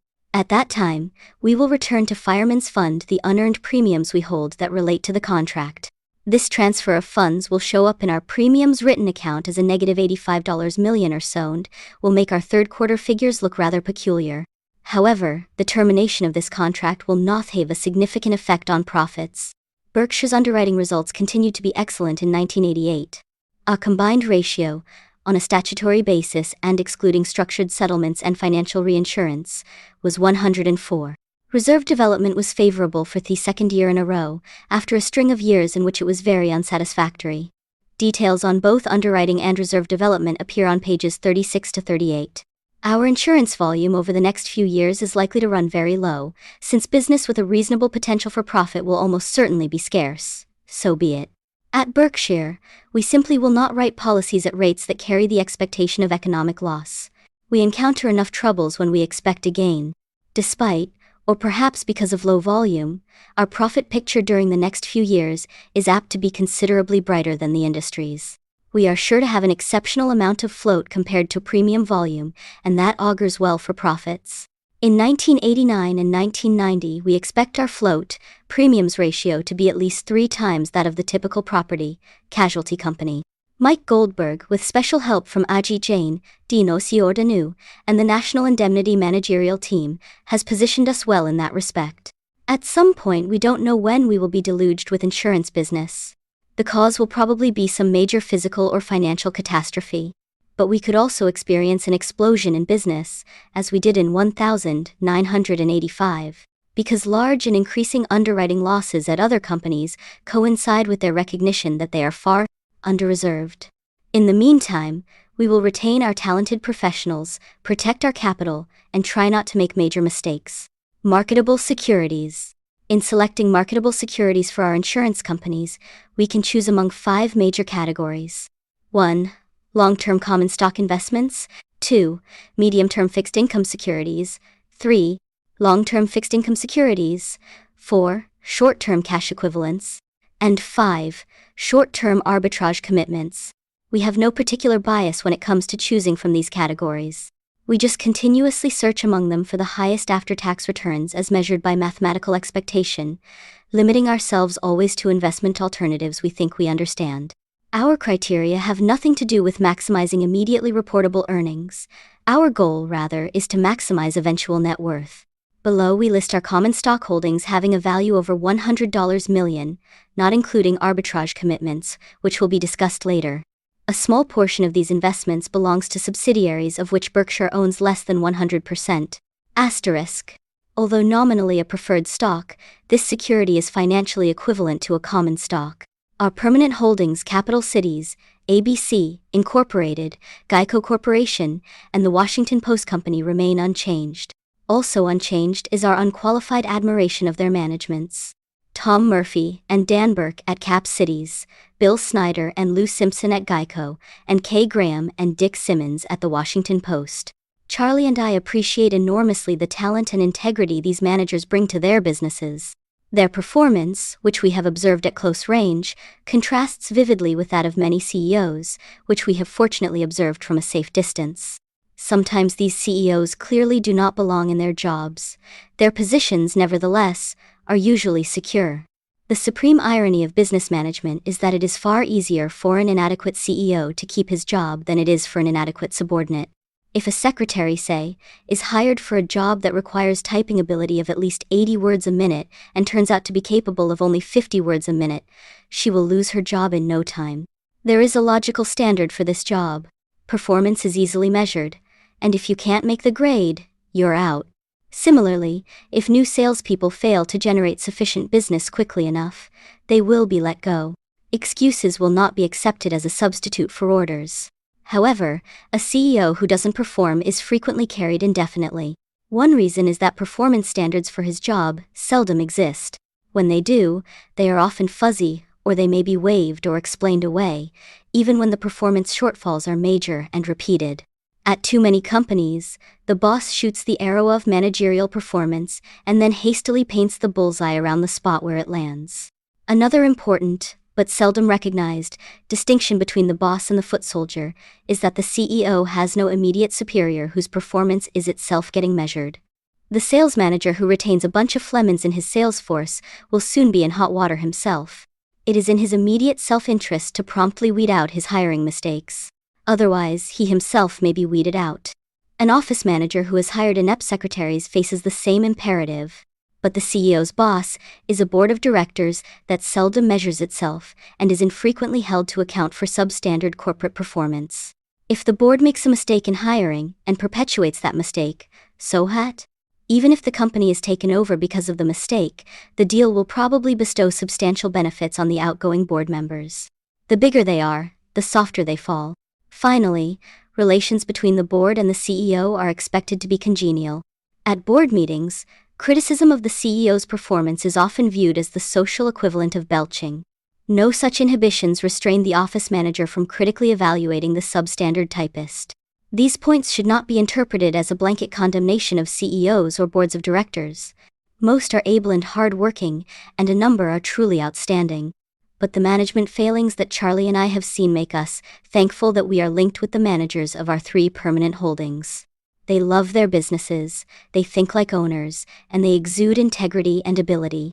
In 1988 we made major purchases of Federal Home Loan Mortgage PFD, Freddie Mac, and Coca-Cola. We expect to hold these securities for a long time. In fact, when we own portions of outstanding businesses with outstanding managements, our favorite holding period is forever. We are just the opposite of those who hurry tossle and book profits when companies perform well, but who tenaciously hang on to businesses that disappoint. Peter Lynch aptly likens such behavior to cutting the flowers and watering the weeds. Our holdings of Freddie Mac are the maximum allowed by law, and are extensively described by Charlie in his letter. In our consolidated balance sheet, these shares are carried at cost rather than market, since they are owned by Mutual Savings and Loan, a non-insurance subsidiary. We continue to concentrate our investments in a very few companies that we try to understand well. There are only a handful of businesses about which we have strong long-term convictions. Therefore, when we find such abuseness, we want to participate in a meaningful way. We agree with Mae West. Too much of a good thing can be wonderful. We reduced our holdings of medium-term tax-exempt bonds by about $100 million last year. All of the bonds sold were acquired after the 7th of August 1986. When such bonds are held by property casualty insurance companies, 15% of the tax-exempt interest earned is subject to tax. The $800 million position we still hold consists almost entirely of bonds grandfathered under the Tax Reform Act of 1986, which means they are entirely tax-exempt. Our sales produced a small profit, and our remaining bonds, which have an average maturity of about 6 years, are worth modestly more than carrying value. Last year we described our holdings of short-term and intermediate-term bonds of Texaco, which was then in bankruptcy. During 1988, we sold practically all of these bonds at a pre-tax profit of about $22 million. This sale explains close to $100 million of the reduction in fixed income securities on our balance sheet.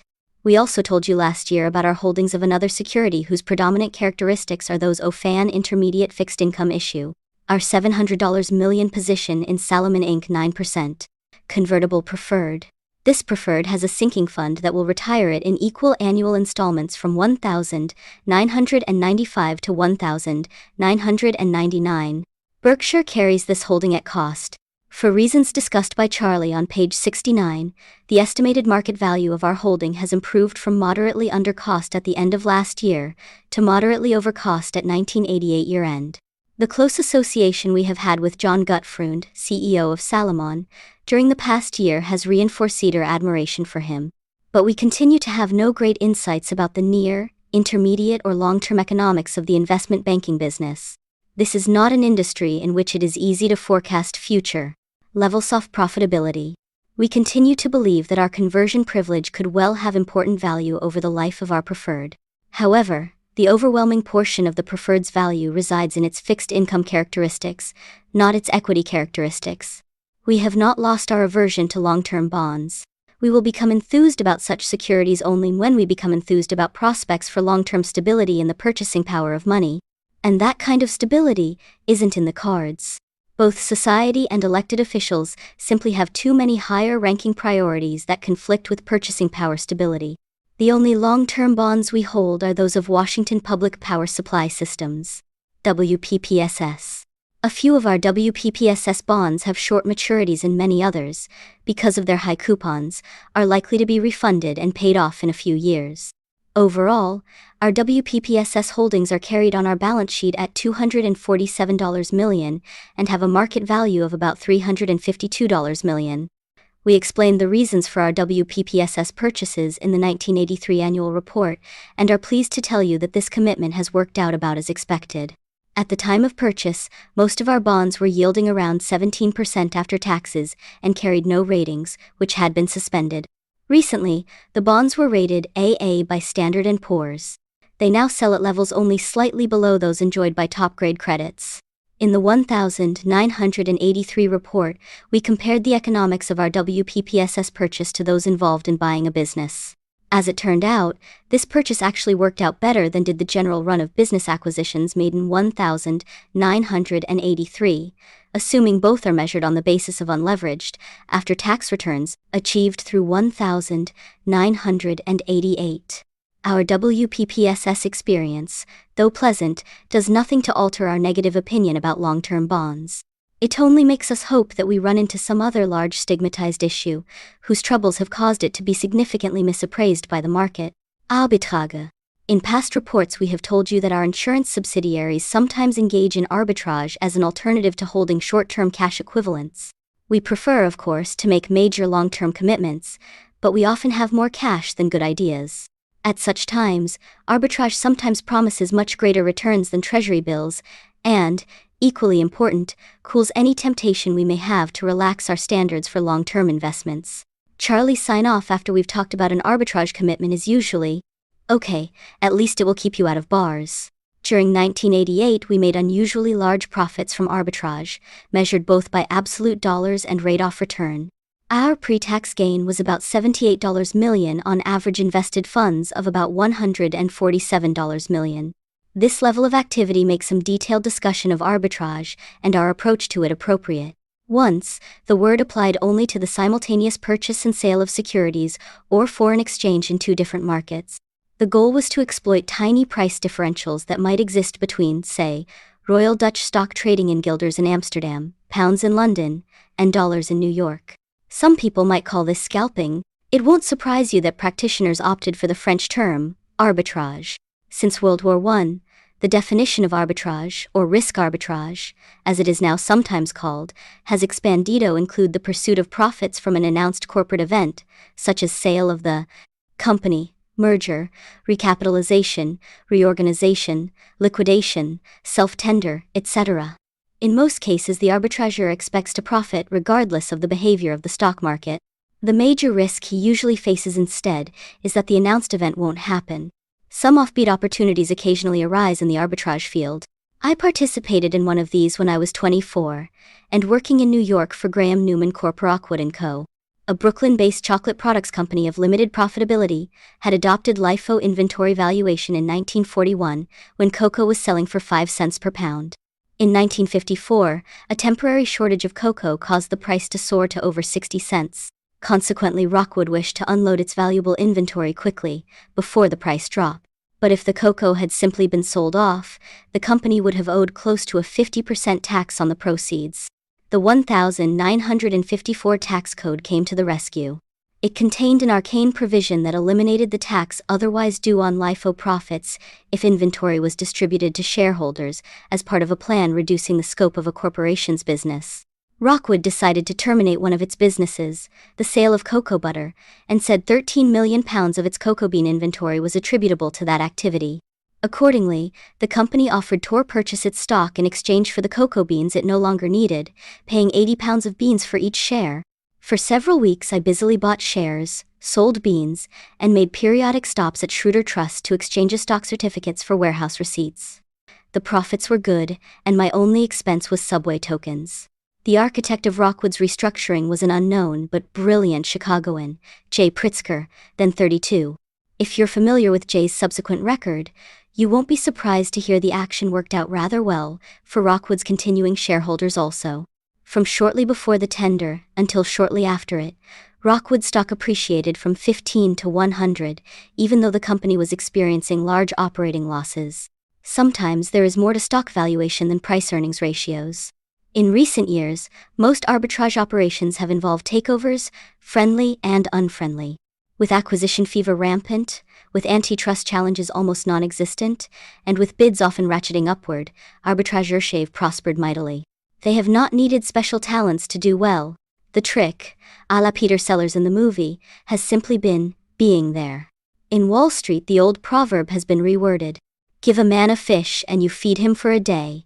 Teach him how to arbitrage and you feed him forever. If, however, he studied at the Ivan Boesky School of Arbitrage, it may be a state institution that supplies his meals. To evaluate arbitrage situations, you must answer 4 questions. 1. How likely is it that the promised event will indeed occur? 2. How long will your money be tied up? 3. What chance is there that something still better will transpire, a competing takeover bid, for example? And 4. What will happen if the event does not take place because of antitrust action, financing glitches, etc.? Arcata Corp., one of our more serendipitous arbitrage experiences, illustrates the twists and turns of the business. On the 28th of September 1981, the directors of Arcata agreed in principle to sell the company to Kohlberg, Kravis, Roberts & Co., KKR, then and now a major leveraged buyout firm. Arcata was in the printing and forest products businesses and had one other thing going for it. In 1978, the U.S. government had taken title to 10,700 acres of Arcata timber, primarily old-growth redwood, to expand Redwood National Park. The government had paid $97.9 million in several installments for this acreage, a sum Arcata was contesting as grossly inadequate. The parties also disputed the interest rate that should apply to the period between the taking of the property and final payment for it. The enabling legislation stipulated 6% simple interest. Arcata argued for a much higher and compounded rate. Buying a company with a highly speculative, large-sized claim in litigation creates a negotiating problem, whether the claim is on behalf of or against the company. To solve this problem, KKR offered $37 per Arcata share plus 2/3 of any additional amounts paid by the government for the redwood lands. Appraising this arbitrage opportunity, we had to ask ourselves whether KKR would consummate the transaction since, among other things, its offer was contingent upon its obtaining satisfactory financing. A clause of this kind is always dangerous for the seller. It offers an easy exit for a suitor whose ardor fades between proposal and marriage. However, we were not particularly worried about this possibility because KKR's past record for closing had been good. We also had to ask ourselves what would happen if the KKR deal did fall through, and here we also felt reasonably comfortable. Arcata's management and directors had been shopping the company for some time and were clearly determined to sell. If KKR went away, Arcata would likely find another buyer, though of course the price might be lower. Finally, we had to ask ourselves what the redwood claim might be worth. Your chairman, who can't tell an elm from an oak, had no trouble with that one. He coolly evaluated the claim at somewhere between 0 and a whole lot. We started buying Arcata stock, then around $33.50, on September 30, and in 8 weeks purchased about 400,000 shares, or 5% of the company. The initial announcement said that the $37 would be paid in January, 1982. Therefore, if everything had gone perfectly, we would have achieved an annual rate of return of about 40%, not counting the Redwood claim, which would have been frosting. All did not go perfectly. In December, it was announced that the closing would be delayed a bit. Nevertheless, a definitive agreement was signed on January 4. Encouraged, we raised our stake, buying at around $38.00 per share and increasing our holdings to 655,000 shares, or over 7% of the company.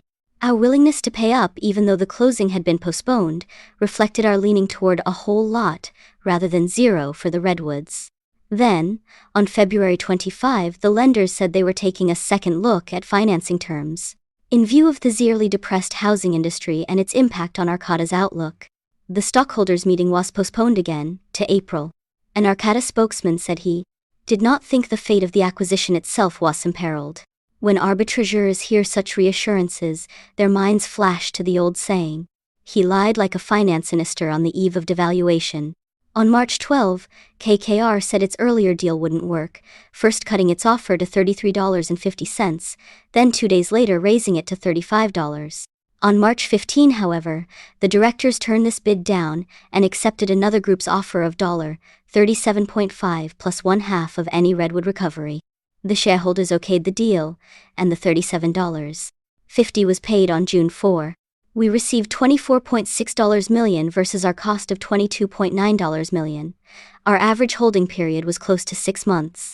Considering the trouble this transaction encountered, our 15% annual rate of return excluding any value for the Redwood claim was more than satisfactory. But the best was yet to come. The trial judge appointed 2 commissions, one to look at the timber's value, the other to consider the interest rate questions. In January 1987, the first commission said the Redwoods were worth $275.7 million, and the second commission recommended a compounded, blended rate of return working out to about 14%. In August 1987, the judge upheld these conclusions, which meant a net amount of about $600 million would be due Arcata. The government then appealed. In 1988, though, before this appeal was heard, the claim was settled for $519 million. Consequently, we received an additional $29.48 per share, or about $19.3 million. We will get another $800,000 or so in 1989. Berkshire's arbitrage activities differ from those of many arbitrageurs. First, we participate in only a few, and usually very large, transactions each year. Most practitioners buy into a great many deals, perhaps 50 or more per year. With that many irons in the fire, they must spend most of their time monitoring both the progress of deals and the market movements of the related stocks. This is not how Charlie nor I wish to spend our lives. What's the sense in getting rich just to stare at a ticker tape all day? Because we diversify so little, one particularly profitable or unprofitable transaction will affect our yearly result from arbitrage far more than it will the typical arbitrage operation. So far, Berkshire has not had a really bad experience, but we will, and when it happens we'll report the gory details to you. The other way we differ from some arbitrage operations is that we participate only in transactions that have been publicly announced. We do not trade on rumors or try to guess takeover candidates. We just read the newspapers, think about a few of the big propositions, and go by our own sense of probabilities. At year-end, our only major arbitrage position was 3,342,000 shares of RJR Nabisco, with a cost of $281.8 million and a market value of $304.5 million. In January, we increased our holdings to roughly 4 million shares, and in February we eliminated our position. About 3 million shares were accepted when we tendered our holdings to KKR, which acquired RJR, and the returned shares were promptly sold in the market. Our pre-tax profit was a better-than-expected $64 million. Earlier, another familiar face turned up in the RJR bidding contest. Jay Pritzker, who was part of a First Boston group that made a tax-oriented offer. To quote Yogi Berra, "It was déjà vu all over again." During most of the time when we normally would have been purchasers of RJR, our activities in the stock were restricted because of Salamon's participation in a bidding group. Customarily, Charlie and I, though we are directors of Salomon, are walled off from information about its merger and acquisition work. We have asked that it be that way. The information would do us no good, and could, in fact, occasionally inhibit Berkshire's arbitrage operations. However, the unusually large commitment that Salomon proposed to make in the RJR deal required that our directors be fully informed and involved. Therefore, Berkshire's purchases of RJR were made at only 2 times. First, in the few days immediately following management's announcement of buyout plans, before Salomon became involved, and, considerably later, after the RJR board made its decision in favor of KKR. Because we could not buy at other times, our directorships cost Berkshire significant money. Considering Berkshire's good results in 1988, you might expect us to pile into arbitrage during 1989. Instead, we expect to be on the sidelines. One pleasant reason is that our cash holdings are down because our position in equities that we expect to hold for a very long time is substantially up. As regular readers of this report know, our new commitments are not based on a judgment about short-term prospects for the stock market. Rather, they reflect an opinion about long-term business prospects for specific companies. We do not have, never have had, and never will have an opinion about where the stock market, interest rates, or business activity will be a year from now. Even if we had a lot of cash, we probably would do little in arbitrage in 1989. Some extraordinary excesses have developed in the takeover field. As Dorothy says, "Toto, I have a feeling we're not in Kansas anymore. We have no idea how long the excesses will last, nor do we know what will change the attitudes of government, lender, and buyer that fuel them. But we do know that the less the prudence with which others conduct their affairs, the greater the prudence with which we should conduct our own affairs. We have no desire to arbitrage transactions that reflect the unbridled, and in our view, often unwarranted optimism of both buyers and lenders. In our activities, we will heed the wisdom of Herb Stein. If something can't go on forever, it will end." Efficient market theory.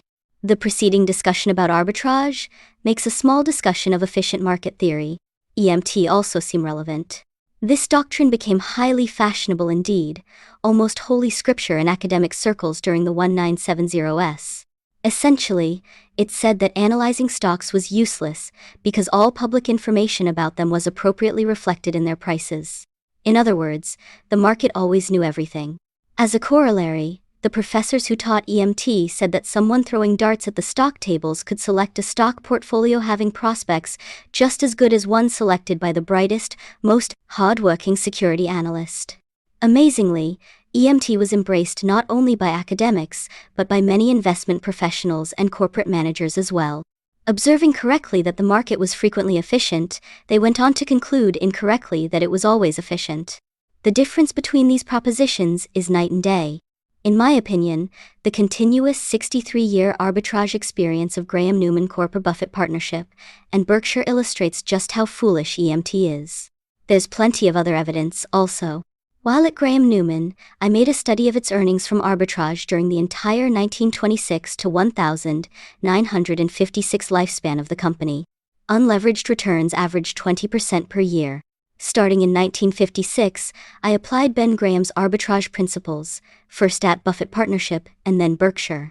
Though I've not made an exact calculation, I have done enough work to know that the 1956 to 1988 returns averaged well over 20%. Of course, I operated in an environment far more favorable than Ben's. He had 1929 to 1932 to contend with. All of the conditions are present that are required for a fair test of portfolio performance.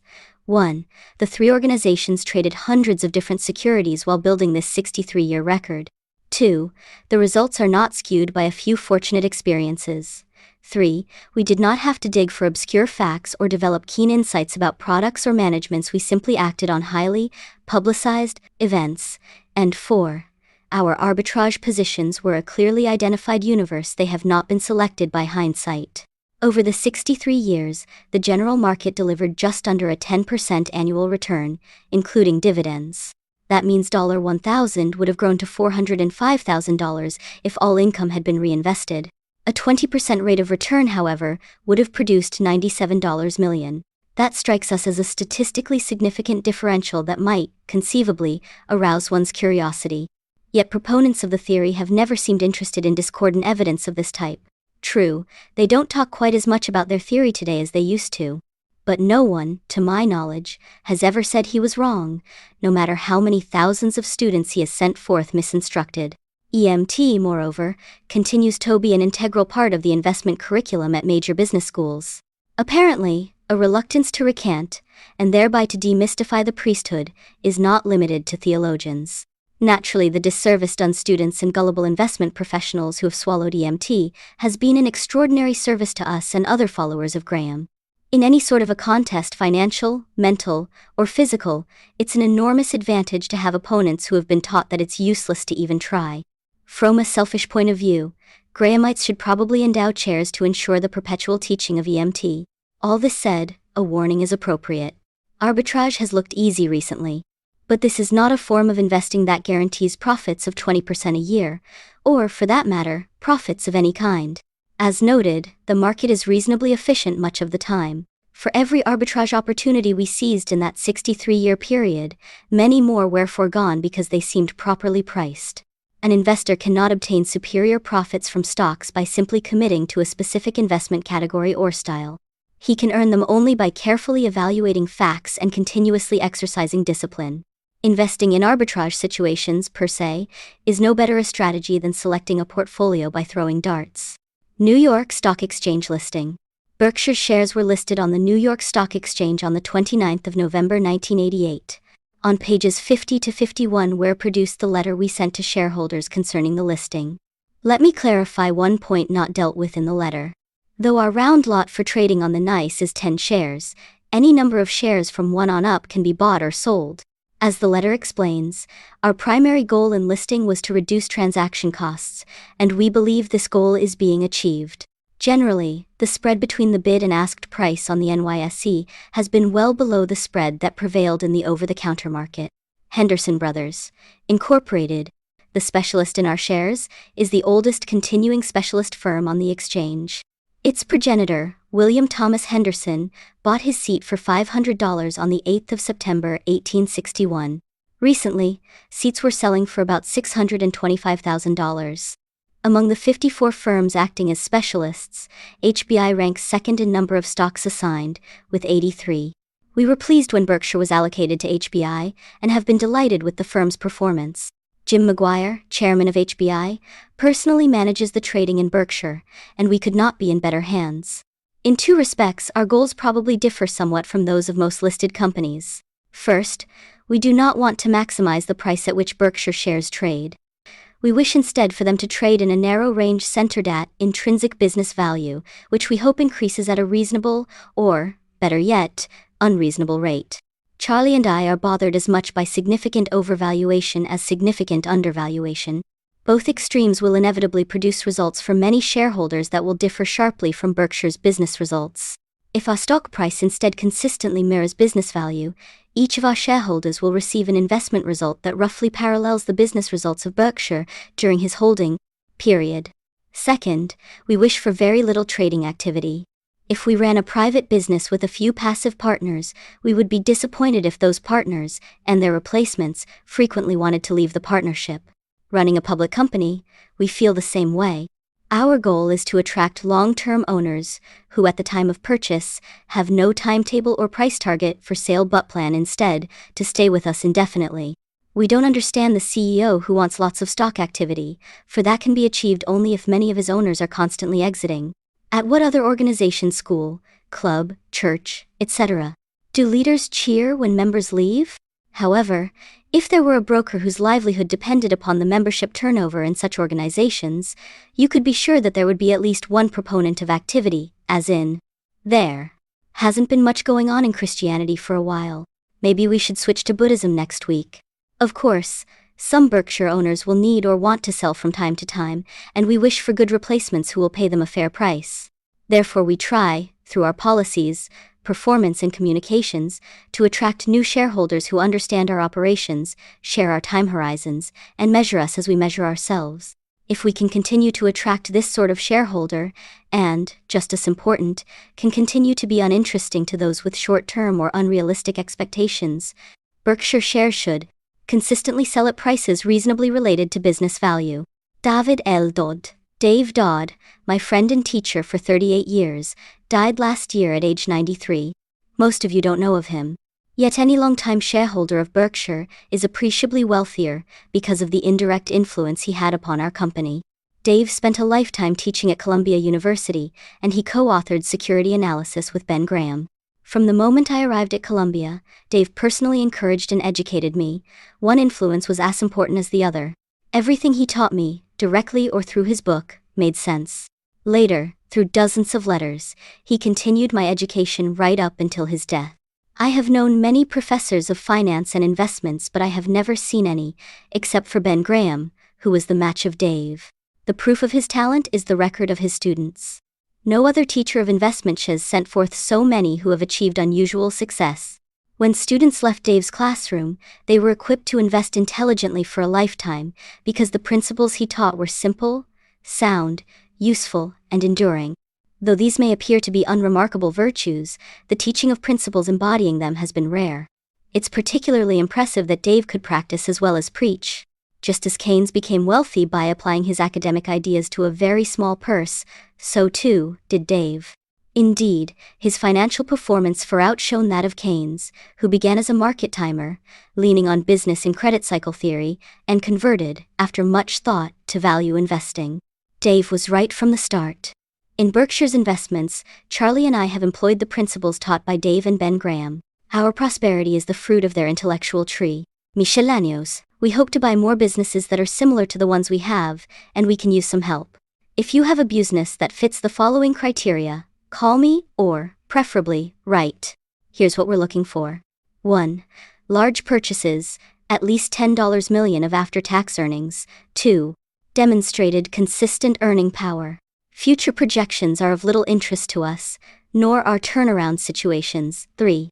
Businesses earning good returns on equity while employing little or no debt. 4. Management in place. We can't supply it. 5. Simple businesses. If there's lots of technology, we won't understand it. 6. An offering price. We don't want to waste our time or that of the seller by talking, even preliminarily, about a transaction when price is unknown. We will not engage in unfriendly takeovers. We can promise complete confidentiality and a very fast answer, customarily within 5 minutes, as to whether we're interested. We prefer to buy for cash, but will consider issuing stock when we receive as much in intrinsic business value as we give.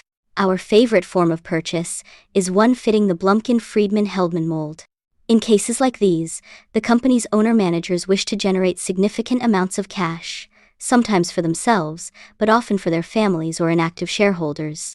However, these managers also wish to remain significant owners who continue to run their companies just as they have in the past. We think we offer a particularly good fit for owners with these objectives, and invite potential sellers to check us out by contacting people with whom we have done business in the past.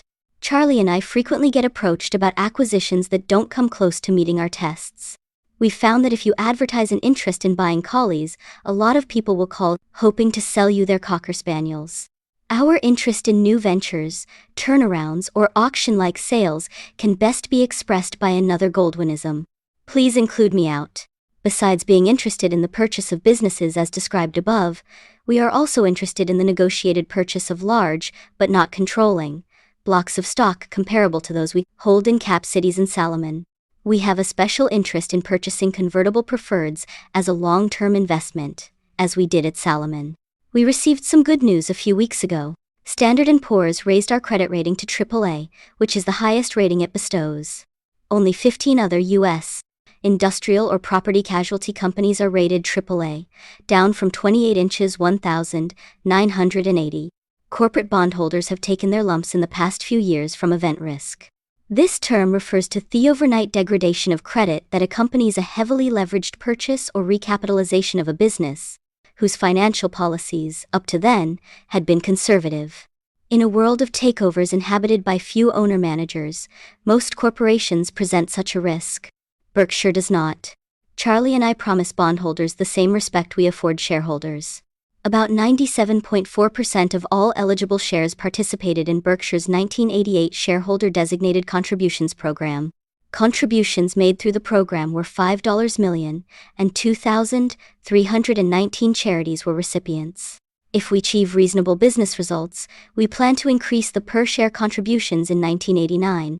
We urge new shareholders to read the description of our Shareholder Designated Contributions Program that appears on pages 48 to 49. If you wish to participate in future programs, we strongly urge that you immediately make sure your shares are registered in the name of the actual owner, not in the nominee name of a broker, banker, depository. Shares not so registered on the 30th of September 1989 will be ineligible for the 1989 program. Berkshire's annual meeting will be held in Omaha on Monday, the 24th of April 1989, and I hope you will come.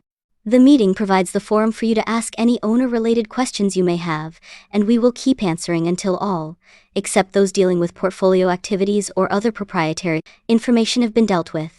After the meeting, we will have several buses available to take you to visit Mrs. B at the Nebraska Furniture Mart and Ike Friedman at Borsheim's.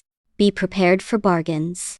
Out-of-towners may prefer to arrive early and visit Mrs. B during the Sunday store hours of noon to 5. These Sunday hours seem ridiculously short to Mrs. B, who feels they scarcely allow her time to warm up. She much prefers the days on which the store remains open from 10 a.m. to 9 p.m. Borsheim's, however, is not open on Sunday. Ask Mrs. B the secret of her astonishingly low carpet prices. She will confide to you, as she does to everyone, how she does it. I can sell so cheap, 'cause I work for this dummy who doesn't know anything about carpet. February 28, 1989, Warren E. Buffett, Chairman of the Board, Berkshire Hathaway Inc. To the shareholders of Berkshire Hathaway Incorporated, our gain in net worth during 1989 was $1.515 billion, or 44.4%. Over the last 25 years, that is, since present management took over, our per-share book value has grown from $19.46 to $4,296.01, or at a rate of 23.8% compounded annually. What counts, however, is intrinsic value, the figure indicating what all of our constituent businesses are rationally worth. With perfect foresight, this number can be calculated by taking all future cash flows of a business in and out, and discounting them at prevailing interest rates. So valued, all businesses, from manufacturers of buggy whips to operators of cellular phones, become economic equals. Back when Berkshire's book value was $19.46, intrinsic value was somewhat less, because the book value was entirely tied up in a textile business not worth the figure at which it was carried. Now most of our businesses are worth far more than their carrying values. This agreeable evolution from a discount to a premium means that Berkshire's intrinsic business value has compounded at a rate that somewhat exceeds our 23.8% annual growth in book value. The rearview mirror is one thing, the windshield is another. A large portion of our book value is represented by equity securities that, with minor exceptions, are carried on our balance sheet at current market values. A tier in these securities were valued at higher prices, relative to their own intrinsic business values, than has been the case in the past. One reason is the buoyant 1,989 stock market. More important, the virtues of these businesses have been widely recognized. Whereas once their stock prices were inappropriately low, they are not now. We will keep most of our major holdings, regardless of how they are priced relative to intrinsic business value. This till death do us part attitude, combined with the full prices these holdings command, means that they cannot be expected to push up Berkshire's value in the future as sharply as in the past. In other words, our performance to date has benefited from a double dip. 1. The exceptional gains in intrinsic value that our portfolio companies have achieved. 2. The additional bonus we realized, as the market appropriately corrected the prices of these companies, raising their valuations in relation to those of the average business. We will continue to benefit from good gains in business value that we feel confident our portfolio companies will make. But our catch-up rewards have been realized, which means we'll have to settle for a single dip in the future. We face another obstacle. In a finite world, high growth rates must self-destruct. If the base from which the growth is taking place is tiny, this law may not operate for a time. But when the base balloons, the party ends. A high growth rate eventually forges its own anchor. Carl Sagan has entertainingly described this phenomenon, musing about the destiny of bacteria that reproduce by dividing into two every 15 minutes. Says Sagan, that means 4 doublings an hour and 96 doublings a day. Although a bacterium weighs only about 1/trillionth of a gram, its descendants, after a day of wild asexual abandon, will collectively weigh as much as a mountain, in 2 days, more than the sun, and, before very long, everything in the universe will be made of bacteria. Not to worry, says Sagan, some obstacle always impedes this kind of exponential growth. The bugs run out of food, or they poison each other, or they are shy about reproducing in public. Even on bad days, Charlie Munger, Berkshire's vice chairman and my partner, and I do not think of Berkshire as a bacterium. Nor, to our unending sorrow, have we found a way to double its net worth every 15 minutes. Furthermore, we are not the least bit shy about reproducing financially in public. Nevertheless, Sagan's observations apply. From Berkshire's present base of $4.9 billion in net worth, we will find it much more difficult to average 15% annual growth in book value than we did to average 23.8% from the $22 million we began with. Taxes. Our $1,989 gain of $1.5 billion was achieved after we took a charge of about $712 million for income taxes. In addition, Berkshire's share of the income taxes paid by its 5 major investees totaled about $175 million. Of this year's tax charge, about $172 million will be paid currently. The remainder, $540 million, is deferred. Almost all of the deferred portion relates to the $1,989 increase in unrealized profits in our common stock holdings. Against this increase, we have reserved a 34% tax. We also carry reserves at that rate against all unrealized profits generated in 1987 and 1988. But, as we explained last year, the unrealized gains we amassed before 1987, about $1.2 billion, carry reserves booked at the 28% tax rate that then prevailed. A new accounting rule is likely to be adopted that will require companies to reserve against all gains at the current tax rate, whatever it may be. With the rate at 34%, such a rule would increase our deferred tax liability and decrease our net worth by about $71 million, the result of raising the reserve on our pre-1987 gain by 6 percentage points. Because the proposed rule has sparked widespread controversy and its final form is unclear, we have not yet made this change.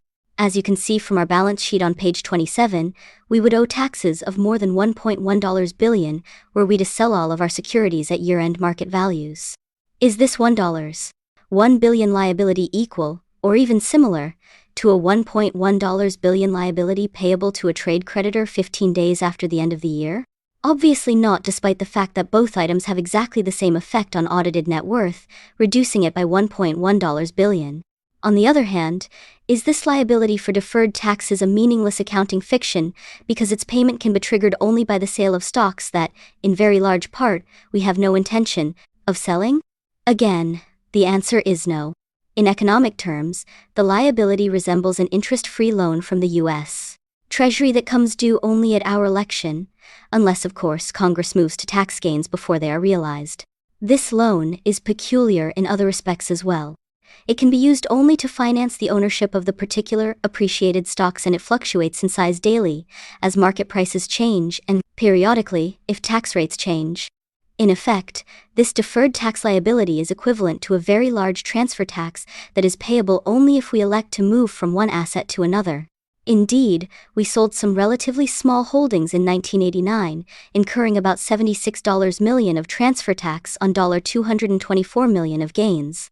Because of the way the tax law works, the Rip Van Winkle style of investing that we favor, if successful, has an important mathematical edge over a more frenzied approach. Let's look at an extreme comparison. Imagine that Berkshire had only $1, which we put in a security that doubled by year-end and was then sold. Imagine further that we used the after-tax proceeds to repeat this process in each of the next 19 years, scoring a double each time. At the end of the 20 years, the 34% capital gains tax that we would have paid on the profits from each sale would have delivered about $13,000 to the government, and we would be left with about $25,250. Not bad. If, however, we made a single fantastic investment that itself doubled 20 times during the 20 years, our dollar would grow to $1,048,576. Were we then to cash out, we would pay a 34% tax of roughly $356,500 and be left with about $692,000. The sole reason for this staggering difference in results would be the timing of tax payments. Interestingly, the government would gain from scenario 2 inches exactly the same 27-to-1 ratio as we taking in taxes of $356,500 versus $13,000, though, admittedly, it would have to wait for its money. We have not, we should stress, adopted our strategy favoring long-term investment commitments because of these mathematics. Indeed, it is possible we could earn greater after-tax returns by moving rather frequently from one investment to another. Many years ago, that's exactly what Charlie and I did. Now we would rather stay put, even if that means slightly lower returns. Our reason is simple. We have found splendid business relationships to be so rare and so enjoyable that we want to retain all we develop.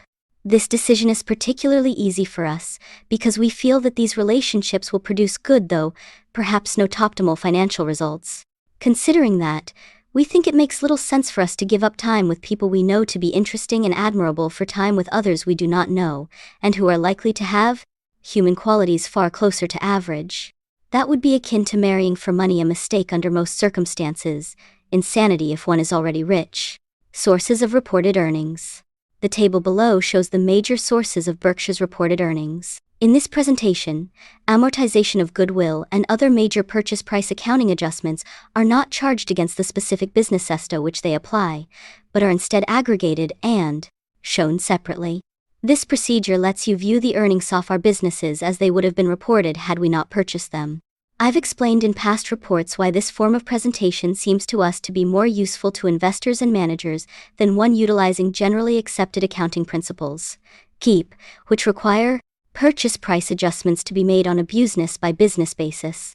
The total net earnings we show in the table are, of course, identical to the GAAP total in our audited financial statements. Further information about these businesses is given in the Business Segment section on pages 37 to 39, and in the Management's Discussion section on pages 40 to 44. In these sections you also will find our segment earnings reported on a GAAP basis. For information on Wesco's businesses, I urge you to read Charlie Munger's letter, which starts on page 54. In addition, we have reprinted on page 71 Charlie's the 30th of May 1989 letter to the U.S. League of Savings Institutions, which conveyed our disgust with its policies and our consequent decision to resign. Asterisk excludes interest expense of Scott Fetzer Financial Group and Mutual Savings and Loan. We refer you also to pages 45 to 51, where we have rearranged Berkshire's financial data into 4 segments. These correspond to the way Charlie and I think about the business and should help you calculate Berkshire's intrinsic value. Shown on these pages are balance sheets and earnings statements for 1. Our insurance operations with their major investment positions itemized. 2. Our manufacturing, publishing and retailing businesses, leaving aside certain non-operating assets and purchase price accounting adjustments. 3. Our subsidiaries engaged in finance type operations, which are Mutual Savings and Scott Fetzer Financial, and 4. An all other category that includes the non-operating assets, primarily marketable securities, held by the companies in segment 2. All purchase price accounting adjustments, various assets and debts of the Wesco and Berkshire parent companies. If you combine the earnings and net worths of these 4 segments, you will derive totals matching those shown in our GAAP statements. However, I want to emphasize that this 4-category presentation does not fall within the purview of our auditors, who in no way bless it. In addition to our reported earnings, we also benefit from significant earnings of investees that standard accounting rules do not permit us to report. On page 15, we list 5 major investees from which we received dividends in 1989 of about $45 million after taxes. However, our share of the retained earnings of these investees totaled about $212 million last year, not counting large capital gains realized by Geico and Coca-Cola. If this $212 million had been distributed to us, our own operating earnings, after the payment of additional taxes, would have been close to $500 million rather than the $300 million shown in the table. The question you must decide is whether these undistributed earnings are as valuable to us as those we report. We believe they are, and even think they may be more valuable. The reason for this "a bird in the bush may be worth two in the hand" conclusion is that earnings retained by these investees will be deployed by talented, owner-oriented managers who sometimes have better uses for these funds in their own businesses than we would have in ours. I would not make such a generous assessment of most managements, but it is appropriate in these cases. In our view, Berkshire's fundamental earning power is best measured by a look-through approach, in which we append our share of the operating earnings retained by our investees to our own reported operating earnings, excluding capital gains in both instances. For our intrinsic business value to grow at an average of 15% per year, our look-through earnings must grow at about the same pace. We'll need plenty of help from our present investees, and also need to add a new one from time to time, in order to reach this 15% goal. Non-insurance operations. In the past, we have labeled our major manufacturing, publishing, and retail operations the Sainted Seven. With our acquisition of Borsheim's early in 1989, the challenge was to find a new title both alliterative and appropriate. We failed. Let's call the group the Sainted Seven plus one. This divine assemblage: Borsheim's, the Buffalo News, Feckheimer Brothers, Kirby, Nebraska Furniture Mart, Scott Fetzer Manufacturing Group, See's Candies. World Book is a collection of businesses with economic characteristics that range from good to superb. Its managers range from superb to superb. Most of these managers have no need to work for a living. They show up at the ballpark because they like to hit home runs. And that's exactly what they do. Their combined financial statements, including those of some smaller operations, shown on page 49, illustrate just how outstanding their performance is. On an historical accounting basis, after-tax earnings of these operations were 57% on average equity capital. Moreover, this return was achieved with no net leverage. Cash equivalents have matched funded debt. When I call off the names of our managers, the Blumkin, Friedman, and Heldman families, Chuck Huggins, Stan Lipsey, and Ralph Shea, I feel the same glow that Miller Huggins must have experienced when he announced the lineup of his 1927 New York Yankees. Let's take a look, business by business. In its first year with Berkshire, Borsheim's met all expectations. Sales rose significantly and are now considerably better than twice what they were 4 years ago when the company moved to its present location. In the 6 years prior to the move, sales had also doubled. Ike Friedman, Borsheim's managing genius, and I mean that has only one speed: fast forward. If you haven't been there, you've never seen a jewelry store like Borsheim's. Because of the huge volume it does at one location, the store can maintain an enormous selection across all price ranges. For the same reason, it can hold its expense ratio to about 1/3 that prevailing at jewelry stores offering comparable merchandise. The store's tight control of expenses, accompanied by its unusual buying power, enable it to offer prices far lower than those of other jewelers. These prices, in turn, generate even more volume, and so the circle goes round and round. The end result is store traffic as high as 4,000 people on seasonally busy days. Ike Friedman is not only a superb businessman and a great showman, but also a man of integrity. We bought the business without an audit, and all of our surprises have been on the plus side.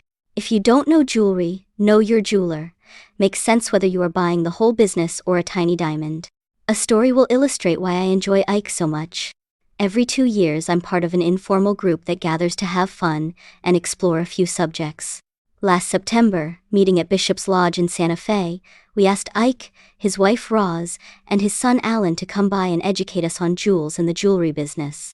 Ike decided to dazzle the group, so he brought from Omaha about $20 million of particularly fancy merchandise. I was somewhat apprehensive. Bishop's Lodge is no Fort Knox, and I mentioned my concern to Ike at our opening party the evening before his presentation.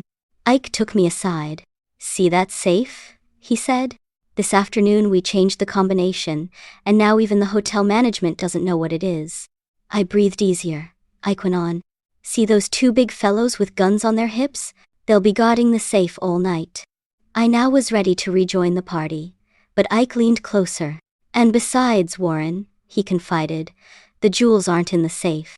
How can we miss with a fellow like that, particularly when he comes equipped with a talented and energetic family? Alan, Marvin Cohn, and Don Yale."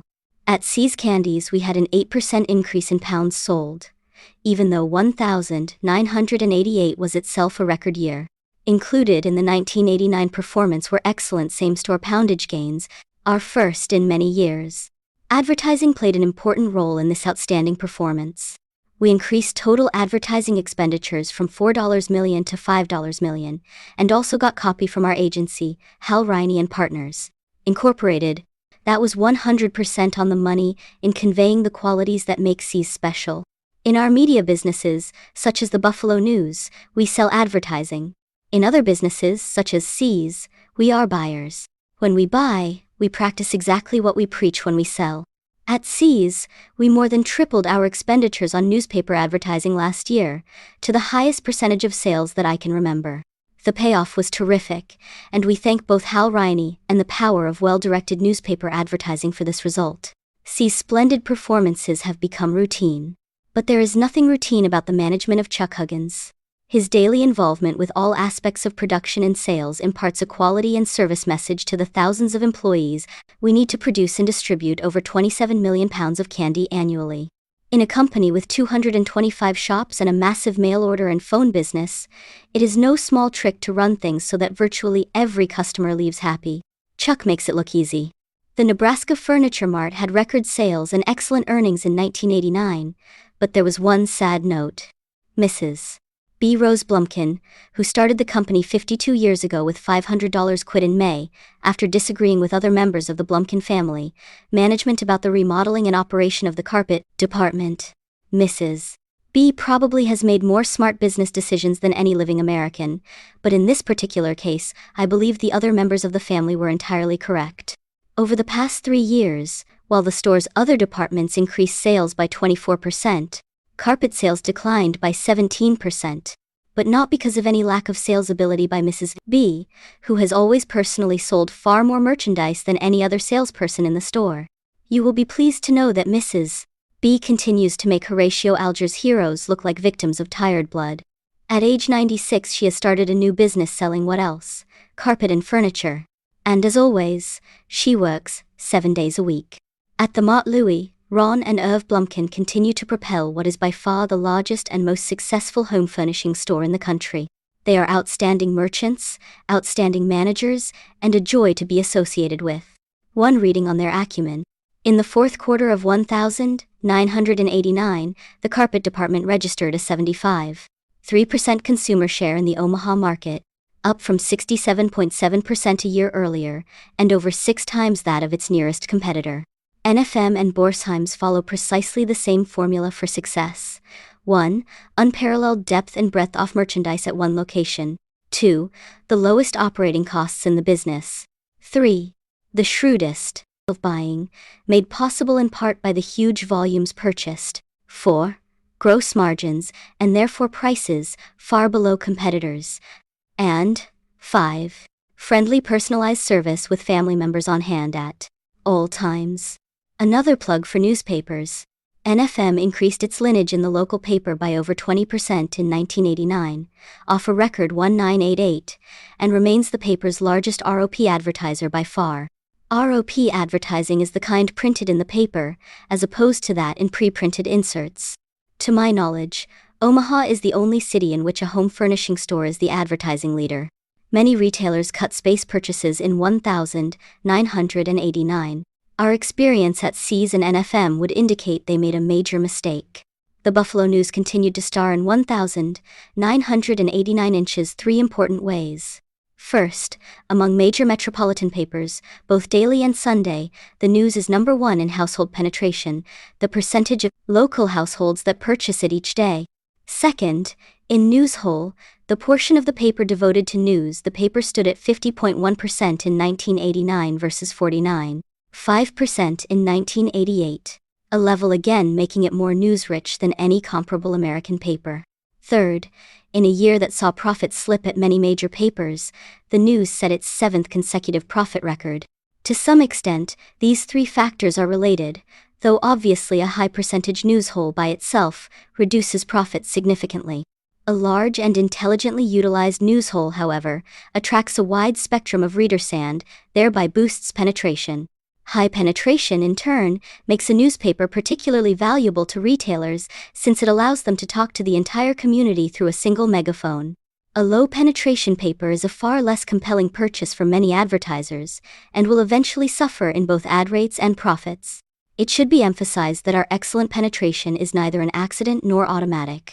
The population of Erie County, home territory of the News, has been falling from 1,113,000 inches 1,970 to 1,015,000 inches 1,980 to an estimated 966,000 inches 1,988. Circulation figures tell a different story. In 1975, shortly before we started our Sunday edition, the Courier Express, a long-established Buffalo paper, was selling 207,500 Sunday copies in Erie County. Last year, with population at least 5% lower, the News sold an average of 292,700 copies. I believe that in no other major Sunday market has there been anything close to that increase in penetration. When this kind of gain is made, and when a paper attains an unequal degree of acceptance in its hometown, someone is doing something right. In this case, major credit clearly belongs to Murray Light, our longtime editor who daily creates an informative, useful, and interesting product. Credit should go also to the circulation and production departments. A paper that is frequently late because of production problems or distribution weaknesses will lose customers, no matter how strong its editorial content. Stan Lipsey, publisher of the News, has produced profits fully up to the strength of our product. I believe Stan's managerial skills deliver at least 5 extra percentage points in profit margin compared to the earnings that would be achieved by an average manager given the same circumstances. That is an amazing performance, and done that could only be produced by a talented manager who knows and cares about every nut and bolt of the business. Stan's knowledge and talents, it should be emphasized, extend to the editorial product. His early years in the business were spent on the news side, and he played a key role in developing and editing a series of stories that in 1972 won a Pulitzer Prize for the Sun newspaper of Omaha. Stan and I have worked together for over 20 years, through some bad times as well as good, and I could not ask for a better partner. At Feckheimer, the Heldman clan Bob, George, Gary, Roger and Fred continue their extraordinary performance. Profits in 1989 were down somewhat because of problems the business experienced in integrating a major 1988 acquisition. These problems will be ironed out in time. Meanwhile, return on invested capital at Feckheimer remains splendid. Like all of our managers, the Heldmans have an exceptional command of the details of their business. At last year's annual meeting, I mentioned that when a prisoner enters San Quentin, Bob and George probably know his shirt size. That's only a slight exaggeration. No matter what area of the country is being discussed, they know exactly what is going on with major customers and with the competition. Though we purchased Feckheimer 4 years ago, Charlie and I have never visited any of its plants or the home office in Cincinnati. We're much like the lonesome Maytag repairman. The Heldman managerial product is so good that a service call is never needed. Ralph Shea continues to do a superb job in managing our largest group World Book, Kirby, and the Scott Fetzer manufacturing companies. Aggregate earnings of these businesses have increased every year since our purchase, and returns on invested capital continue to be exceptional. Ralph is running an enterprise large enough, were it standing alone, to be on the Fortune 500, and he's running it in a fashion that would put him high in the top decile, measured by return on equity. For some years, World Book has operated out of a single location in Chicago's Merchandise Mart. Anticipating the imminent expiration of its lease, the business is now decentralizing into 4 locations. The expenses of this transition are significant. Nevertheless, profits in 1989 held up well. It will be another year before costs of the move are fully behind us. Kirby's business was particularly strong last year, featuring large gains in export sales. International business has more than doubled in the last 2 years and quintupled in the past 4. Its share of unit sales has risen from 5% to 20%. Our largest capital expenditures in 1989 were at Kirby, in preparation for a major model change in 1990. Ralph's operations contribute about 40% of the total earnings of the non-insurance group, whose results are shown on page 49. When we bought Scott Fetzer at the start of 1986, our acquisition of Ralph as a manager was fully as important as our acquisition of the businesses. In addition to generating extraordinary earnings, Ralph also manages capital extremely well. These abilities have produced funds for Berkshire that, in turn, have allowed us to make many other profitable commitments. And that completes our answer to the 1,927 Yankees. Insurance operations. Shown below is an updated version of our usual table presenting key figures for the property casualty insurance industry. The combined ratio represents total insurance costs, losses incurred plus expenses, compared to revenue from premiums. A ratio below 100 indicates an underwriting profit, and one above 100 indicates a loss. When the investment income that an insurer earns from holding policyholders' funds, the float, is taken into account, a combined ratio in the 107 to 111 range typically produces an overall break-even result, exclusive of earnings on the funds provided by shareholders. For the reasons laid out in previous reports, we expect the industry's incurred losses to grow by about 10% annually, even in years when general inflation runs considerably lower. Actually, over the last 25 years, incurred losses have grown at a still faster rate, 11%.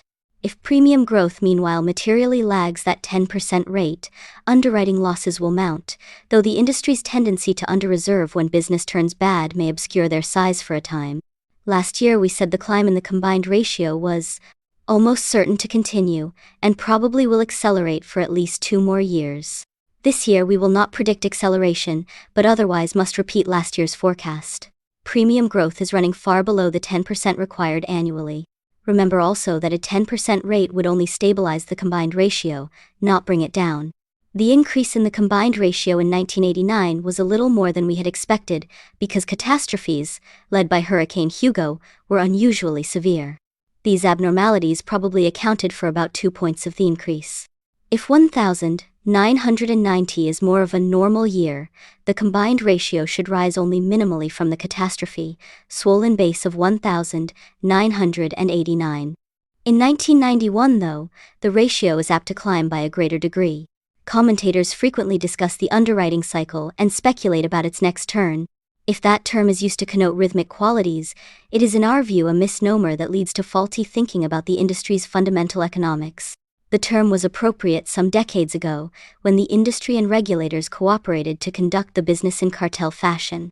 At that time, the combined ratio fluctuated rhythmically for 2 reasons, both related to lags. First, data from the past were analyzed and then used to set new corrected rates, which were subsequently put into effect by virtually all insurers. Second, the fact that almost all policies were then issued for a 1 to 3 year term, which meant that it took a considerable time for mispriced policies to expire, delayed the impact of new rates on revenues. These 2 lagged responses made combined ratios behave much like alternating current. Meanwhile, the absence of significant price competition guaranteed that industry profits, averaged out over the cycle, would be satisfactory. The cartel period is long gone. Now the industry has hundreds of participants selling a commodity-like product at independently established prices. Such a configuration, whether the product being sold is steel or insurance policies, is certain to cause subnormal profitability in all circumstances but one: a shortage of usable capacity.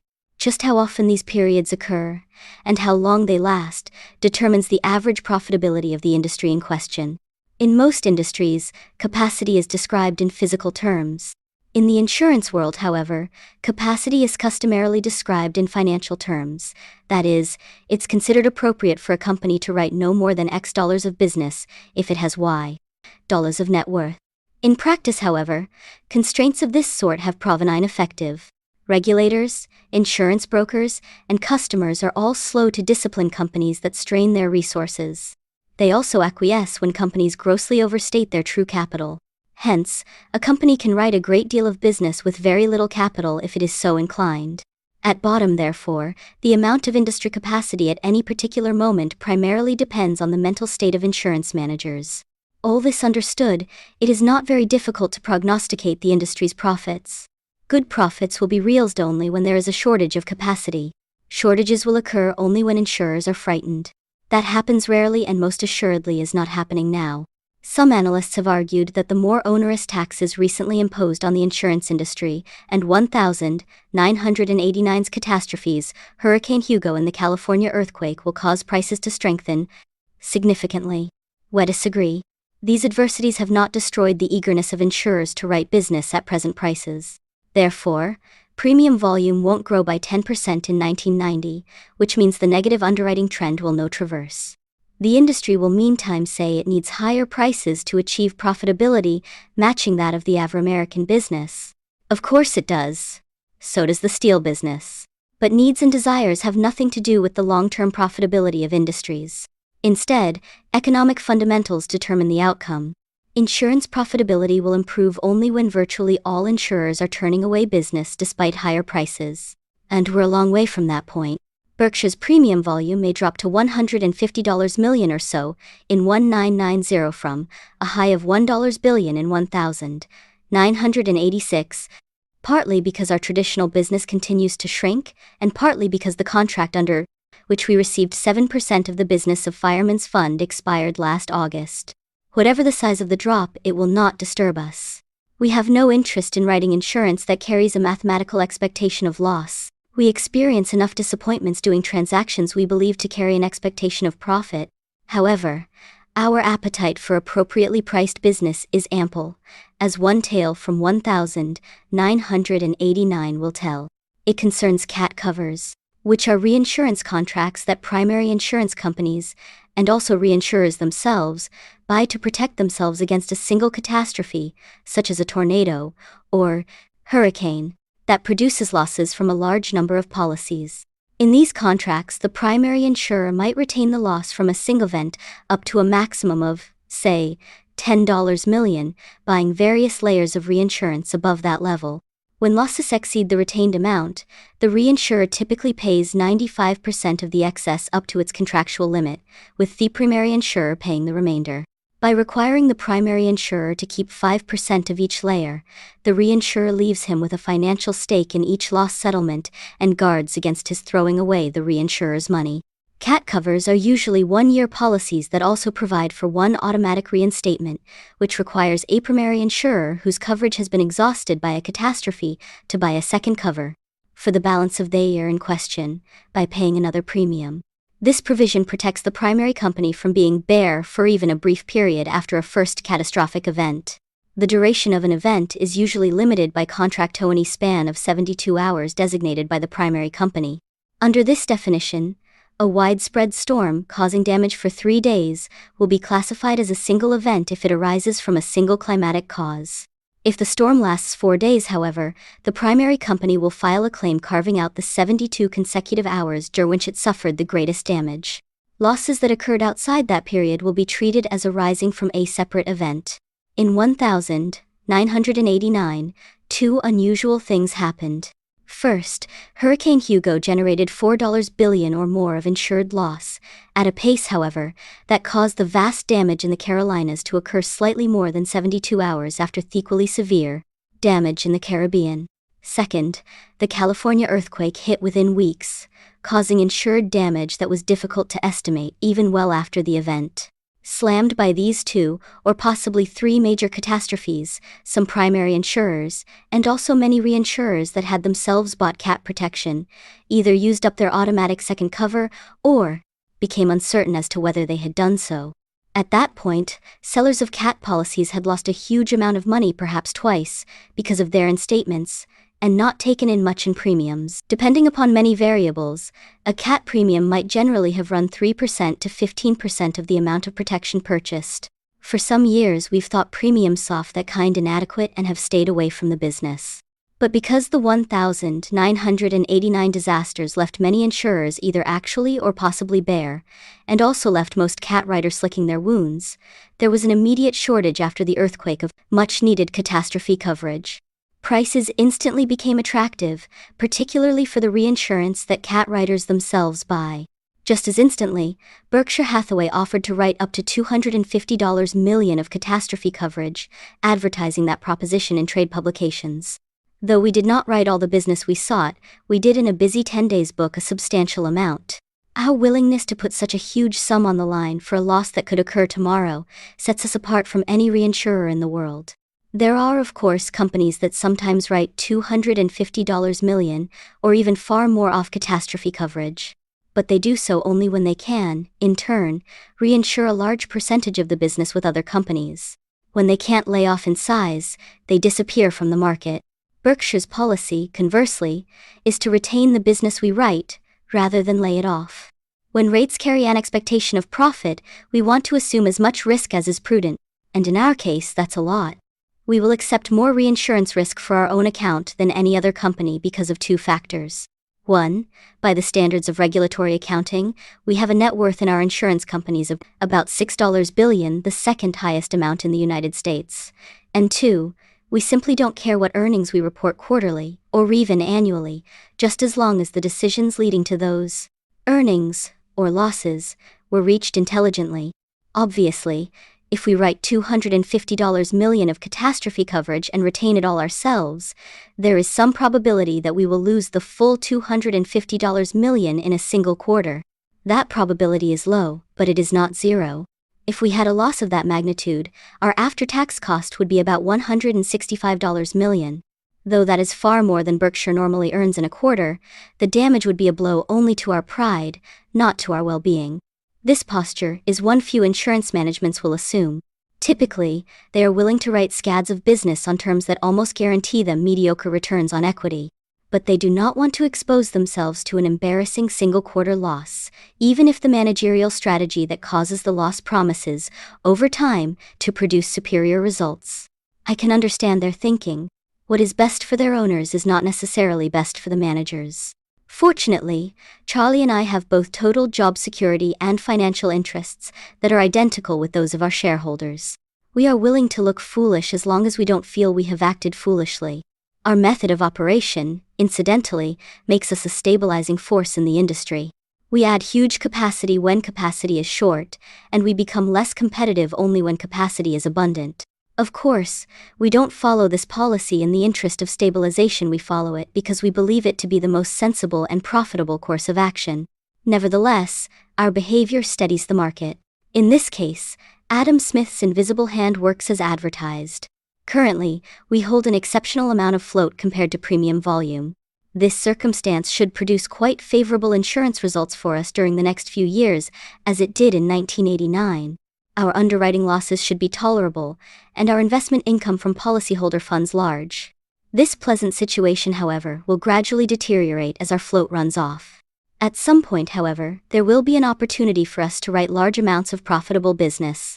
Mike Goldberg and his management team of Rod Eldred, Dinos Iordanu, Achi Jain, Phil Urban, and Don Worster continue to position us well for this eventuality. Marketable securities. In selecting marketable securities for our insurance companies, we generally choose among 5 major categories.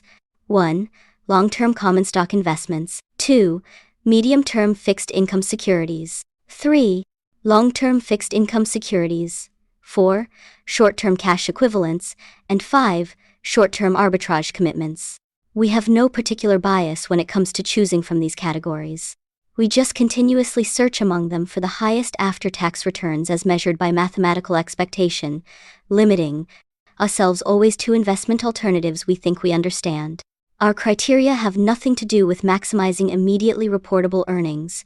Our goal, rather, is to maximize eventual net worth. Below we list our common stock holdings having a value of over $100 million. A small portion of these investments belongs to subsidiaries of which Berkshire owns less than 100%. This list of companies is the same as last year's, and in only one case has the number of shares changed. Our holdings of Coca-Cola increased from 14,172,500 shares at the end of 1,988 to 23,350,000. This Coca-Cola investment provides yet another example of the incredible speed with which your chairman responds to investment opportunities, no matter how obscure or well disguised they may be. I believe I had my first Coca-Cola in either 1935 or 1936. Of a certainty, it was in 1936 that I started buying Cokes at the rate of 6 for 25 cents from Buffett and Son, the family grocery store, to sell around the neighborhood for 5 cents each. In this excursion into high-margin retailing, I duly observed the extraordinary consumer attractiveness and commercial possibilities of the product. I continued to note these qualities for the next 52 years as Coke blanketed the world. During this period, however, I carefully avoided buying even a single share, instead allocating major portions of my net worth to street railway companies, windmill manufacturers, anthracite producers, textile businesses, trading stamp issuers, and the like. If you think I'm making this up, I can supply the names. Only in the summer of 1988 did my brain finally establish contact with my eyes. What I then perceived was both clear and fascinating. After drifting somewhat in the 1970s, Coca-Cola had in 1981 become a new company with the move of Roberto Goizueta to CEO. Roberto, along with Don Keough, once my across-the-street neighbor in Omaha, first rethought and focused the company's policies, and then energetically carried them out. What was already the world's most ubiquitous product gained new momentum, with sales overseas virtually exploding. Through a truly rare blend of marketing and financial skills, Roberto has maximized both the growth of his product and the rewards that this growth brings to shareholders. Normally, the CEO of a consumer products company, drawing on his natural inclinations or experience, will cause either marketing or finance to dominate the business at the expense of the other, discipline. With Roberto, the mesh of marketing and finance is perfect and the result is a shareholder's dream. Of course, we should have started buying Coke much earlier, soon after Roberto and Don began running things. In fact, if I had been thinking straight, I would have persuaded my grandfather to sell the grocery store back in 1936 and put all of the proceeds into Coca-Cola stock. I've learned my lesson. My response time to the next glaringly attractive idea will be slashed to well under 50 years. As I mentioned earlier, the year-end prices of our major investees were much higher relative to their intrinsic values than theretofore. While those prices may not yet cause nosebleeds, they are clearly vulnerable to a general market decline. A drop in their prices would not disturb us at all. It might in fact work to our eventual benefit, but it would cause at least a 1-year reduction in Berkshire's net worth. We think such a reduction is almost certain in at least one of the next 3 years. Indeed, it would take only about a 10% year-to-year decline in the aggregate value of our portfolio investments to send Berkshire's net worth down. We continue to be blessed with extraordinary managers at our portfolio companies. They are high-grade, talented, and shareholder-oriented. The exceptional results we have achieved while investing with them accurately reflect their exceptional personal qualities. We told you last year that we expected to do little in arbitrage during 1989, and that's the way it turned out. Arbitrage positions are a substitute for short-term cash equivalents, and during part of the year, we held relatively low levels of cash. In the rest of the year, we had a fairly good-sized cash position, and even so chose not to engage in arbitrage. The main reason was corporate transactions that made no economic sense to us. Arbitraging such deals comes too close to playing the greater fool game. As Wall Streeter Ray DeVoe says, "Fools rush in where angels fear to trade." We will engage in arbitrage from time to time, sometimes on a larger scale, but only when we like the odds.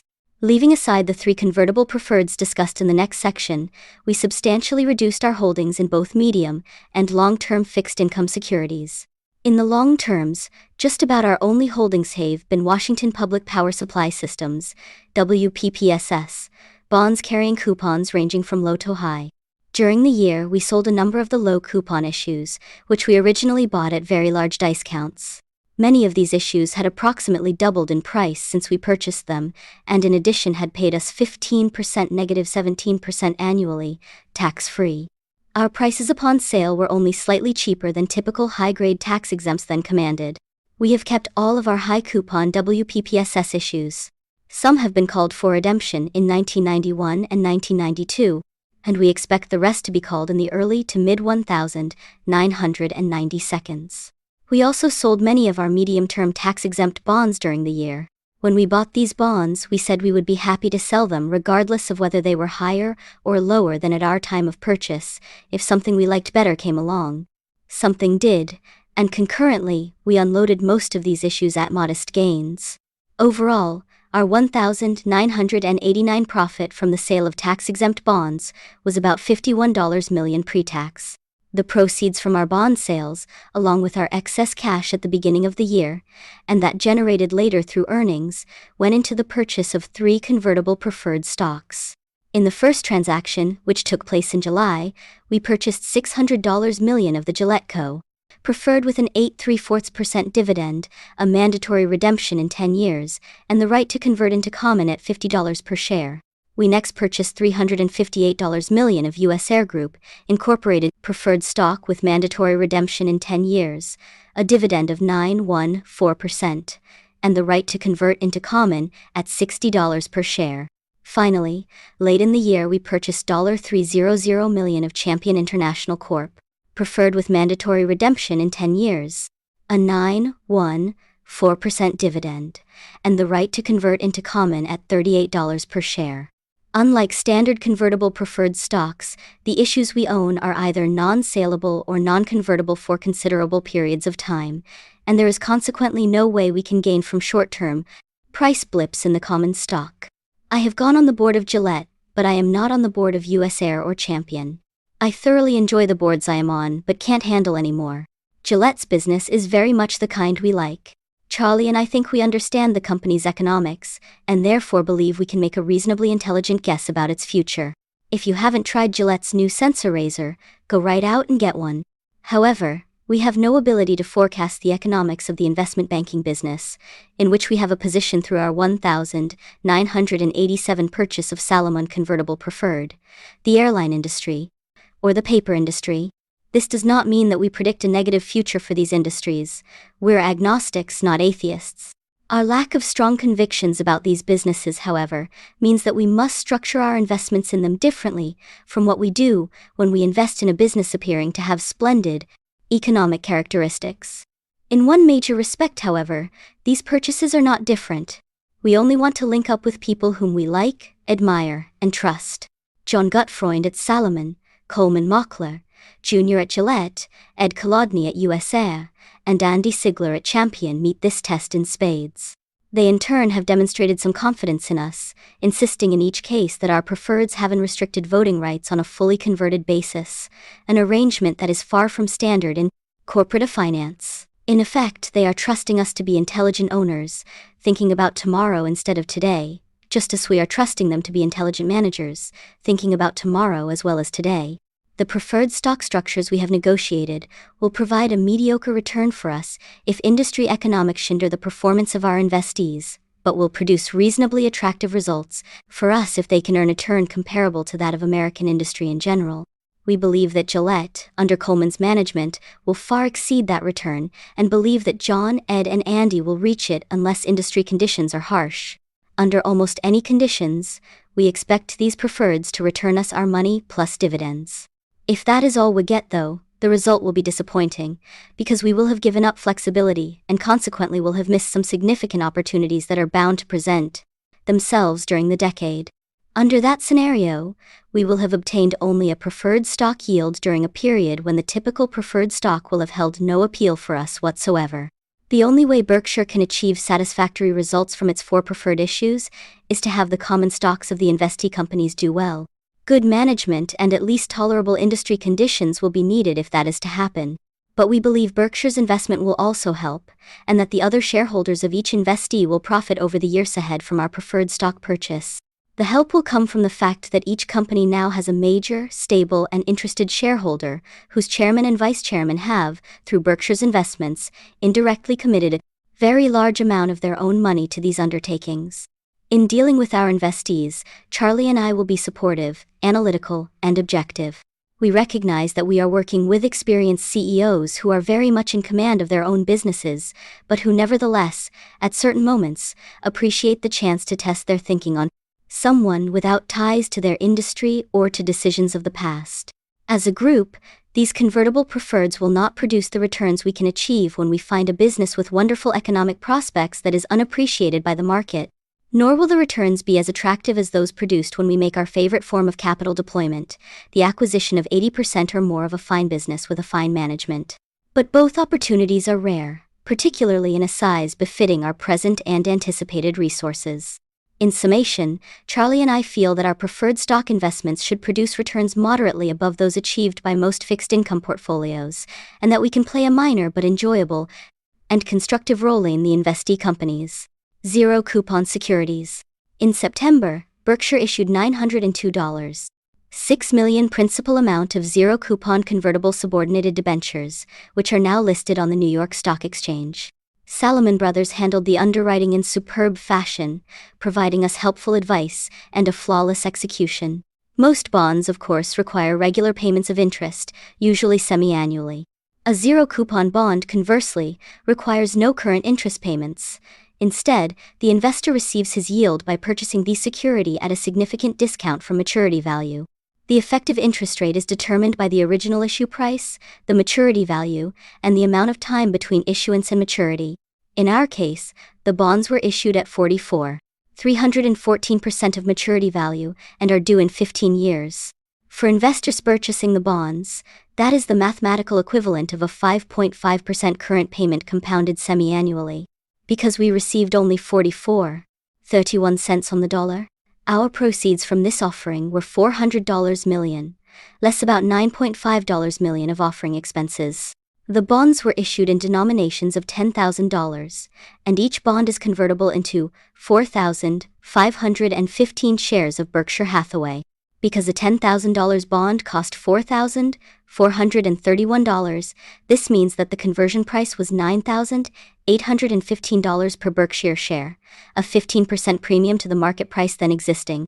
Berkshire can call the bonds at any time after September 28, 1992, at their accreted value, the original issue price plus 5% compounded semi-annually.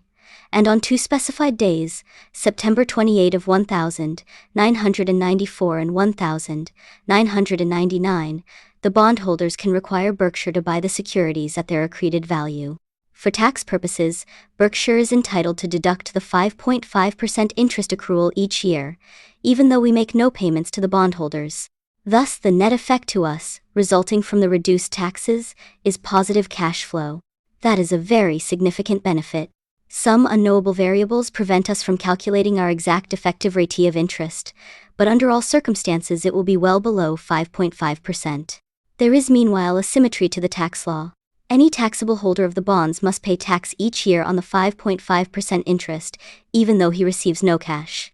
Neither our bonds nor those of certain other companies that issued similar bonds last year, notably Lowe's and Motorola, resemble the great bulk of zero-coupon bonds that have been issued in recent years.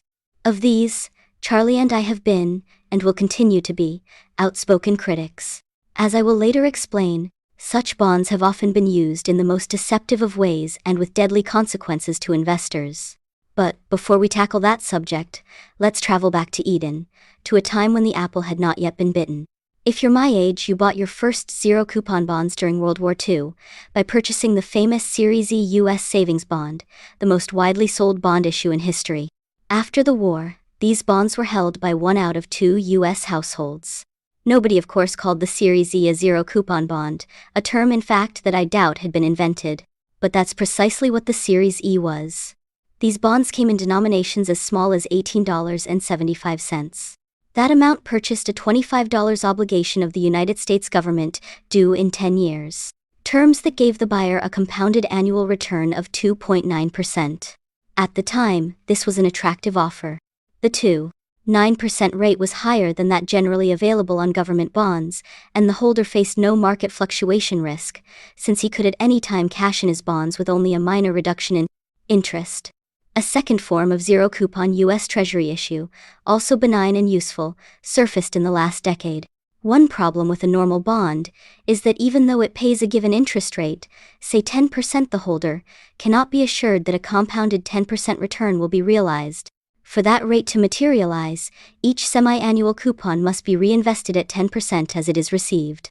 If current interest rates are, say, only 6% or 7% when these coupons come due, the holder will be unable to compound his money over the life of the bond at the advertised rate. For pension funds or other investors with long-term liabilities, reinvestment risk of this type can be a serious problem. Savings bonds might have solved it, except that they are issued only to individuals and are unavailable in large denominations. What big buyers needed was huge quantities of savings bond equivalents. Enter some ingenious and, in this case, highly useful investment bankers, led, I'm happy to say, by Salomon Brothers. They created the instrument desired by stripping the semi-annual coupons from standard government issues. Each coupon, once detached, takes on the essential character of a savings bond, since it represents a single sum due sometime in the future. For example, if you strip the 40 semi-annual coupons from a U.S. government bond due in the year 2010, you will have 40 zero-coupon bonds, with maturities from 6 months to 20 years, each of which can then be bundled with other coupons of like maturity and marketed. If current interest rates are, say, 10% for all maturities, the 6-month issue will sell for 95.24% of maturity value, and the 20-year issue will sell for 14.2%. The purchaser of any given maturity is thus guaranteed a compounded rate of 10% for his entire holding period. Stripping of government bonds has occurred on a large scale in recent years, as long-term investors, ranging from pension funds to individual IRA accounts, recognize these high-grade, zero-coupon issues to be well-suited to their needs. But as happens in Wall Street all too often, what the wise do in the beginning, fools do in the end. In the last few years, zero-coupon bonds, and their functional equivalent, pay-in-kind bonds, which distribute additional PIK bonds semi-annually as interest instead of paying cash, have been issued in enormous quantities by ever-junkier credits. To these issuers, zero or PIK bonds offer one overwhelming advantage. It is impossible to default on Apromise to pay nothing. Indeed, if LDC governments had issued no debt in the 1970s other than long-term zero-coupon obligations, they would now have a spotless record as debtors. This principle at work that you need not default for a long time if you solemnly promise to pay nothing for a long time has not been lost on promoters and investment bankers seeking to finance échecs deals. But its acceptance by lenders took a while. When the leveraged buyout craze began some years back, purchasers could borrow only on a reasonably sound basis, in which conservatively estimated free cash flow, that is, operating earnings plus depreciation and amortization less normalized capital expenditures, was adequate to cover both interest and modest reductions in debt. Later, as the adrenaline of dealmakers surged, businesses began to be purchased at prices so high that all free cash flow necessarily had to be allocated to the payment of interest. That left nothing for the paydown of debt. In effect, a Scarlett O'Hara, "I'll think about it tomorrow" position in respect to principal payments was taken by borrowers and accepted by a new breed of lender, the buyer of original issue junk bonds. Debt now became something to be refinanced rather than repaid. The change brings to mind a New Yorker cartoon in which the grateful borrower rises to shake the hand of the bank's lending officer and gushes, "I don't know how I'll ever repay you." Soon, borrowers found even the new, lax standards intolerably binding. To induce lenders to finance even sillier transactions, they introduced an abomination, EBIT, earnings before depreciation, interest and taxes, as theatist of a company's ability to pay interest. Using this sawed-off yardstick, the borrower ignored depreciation as an expense on the theory that it did not require a current cash outlay. Such an attitude is clearly delusional. At 95% of American businesses, capital expenditures that over time orally approximate depreciation are a necessity and are every bit as real an expense as labor or utility costs. Even a high school dropout knows that to finance a car he must have income that covers not only interest and operating expenses, but also realistically calculated depreciation. He would be laughed out of the bank if he started talking about EBIT. Capital outlays at a business can be skipped, of course, in any given month, just as a human can skip a day or even a week of eating. But if the skipping becomes routine and is not made up, the body weakens and eventually dies. Furthermore, a start-and-stop feeding policy will over time produce a less healthy organism, human or corporate, than that produced by a steady diet. As businessmen, Charlie and I relish having competitors who are unable to fund capital expenditures. You might think that waving away a major expense such as depreciation, in an attempt to make a terrible deal look like a good one, hits the limits of Wall Street's ingenuity. If so, you haven't been paying attention during the past few years. Promoters needed to find a way to justify even pricier acquisitions. Otherwise, they risked, heaven forbid, losing deals to other promoters with more imagination.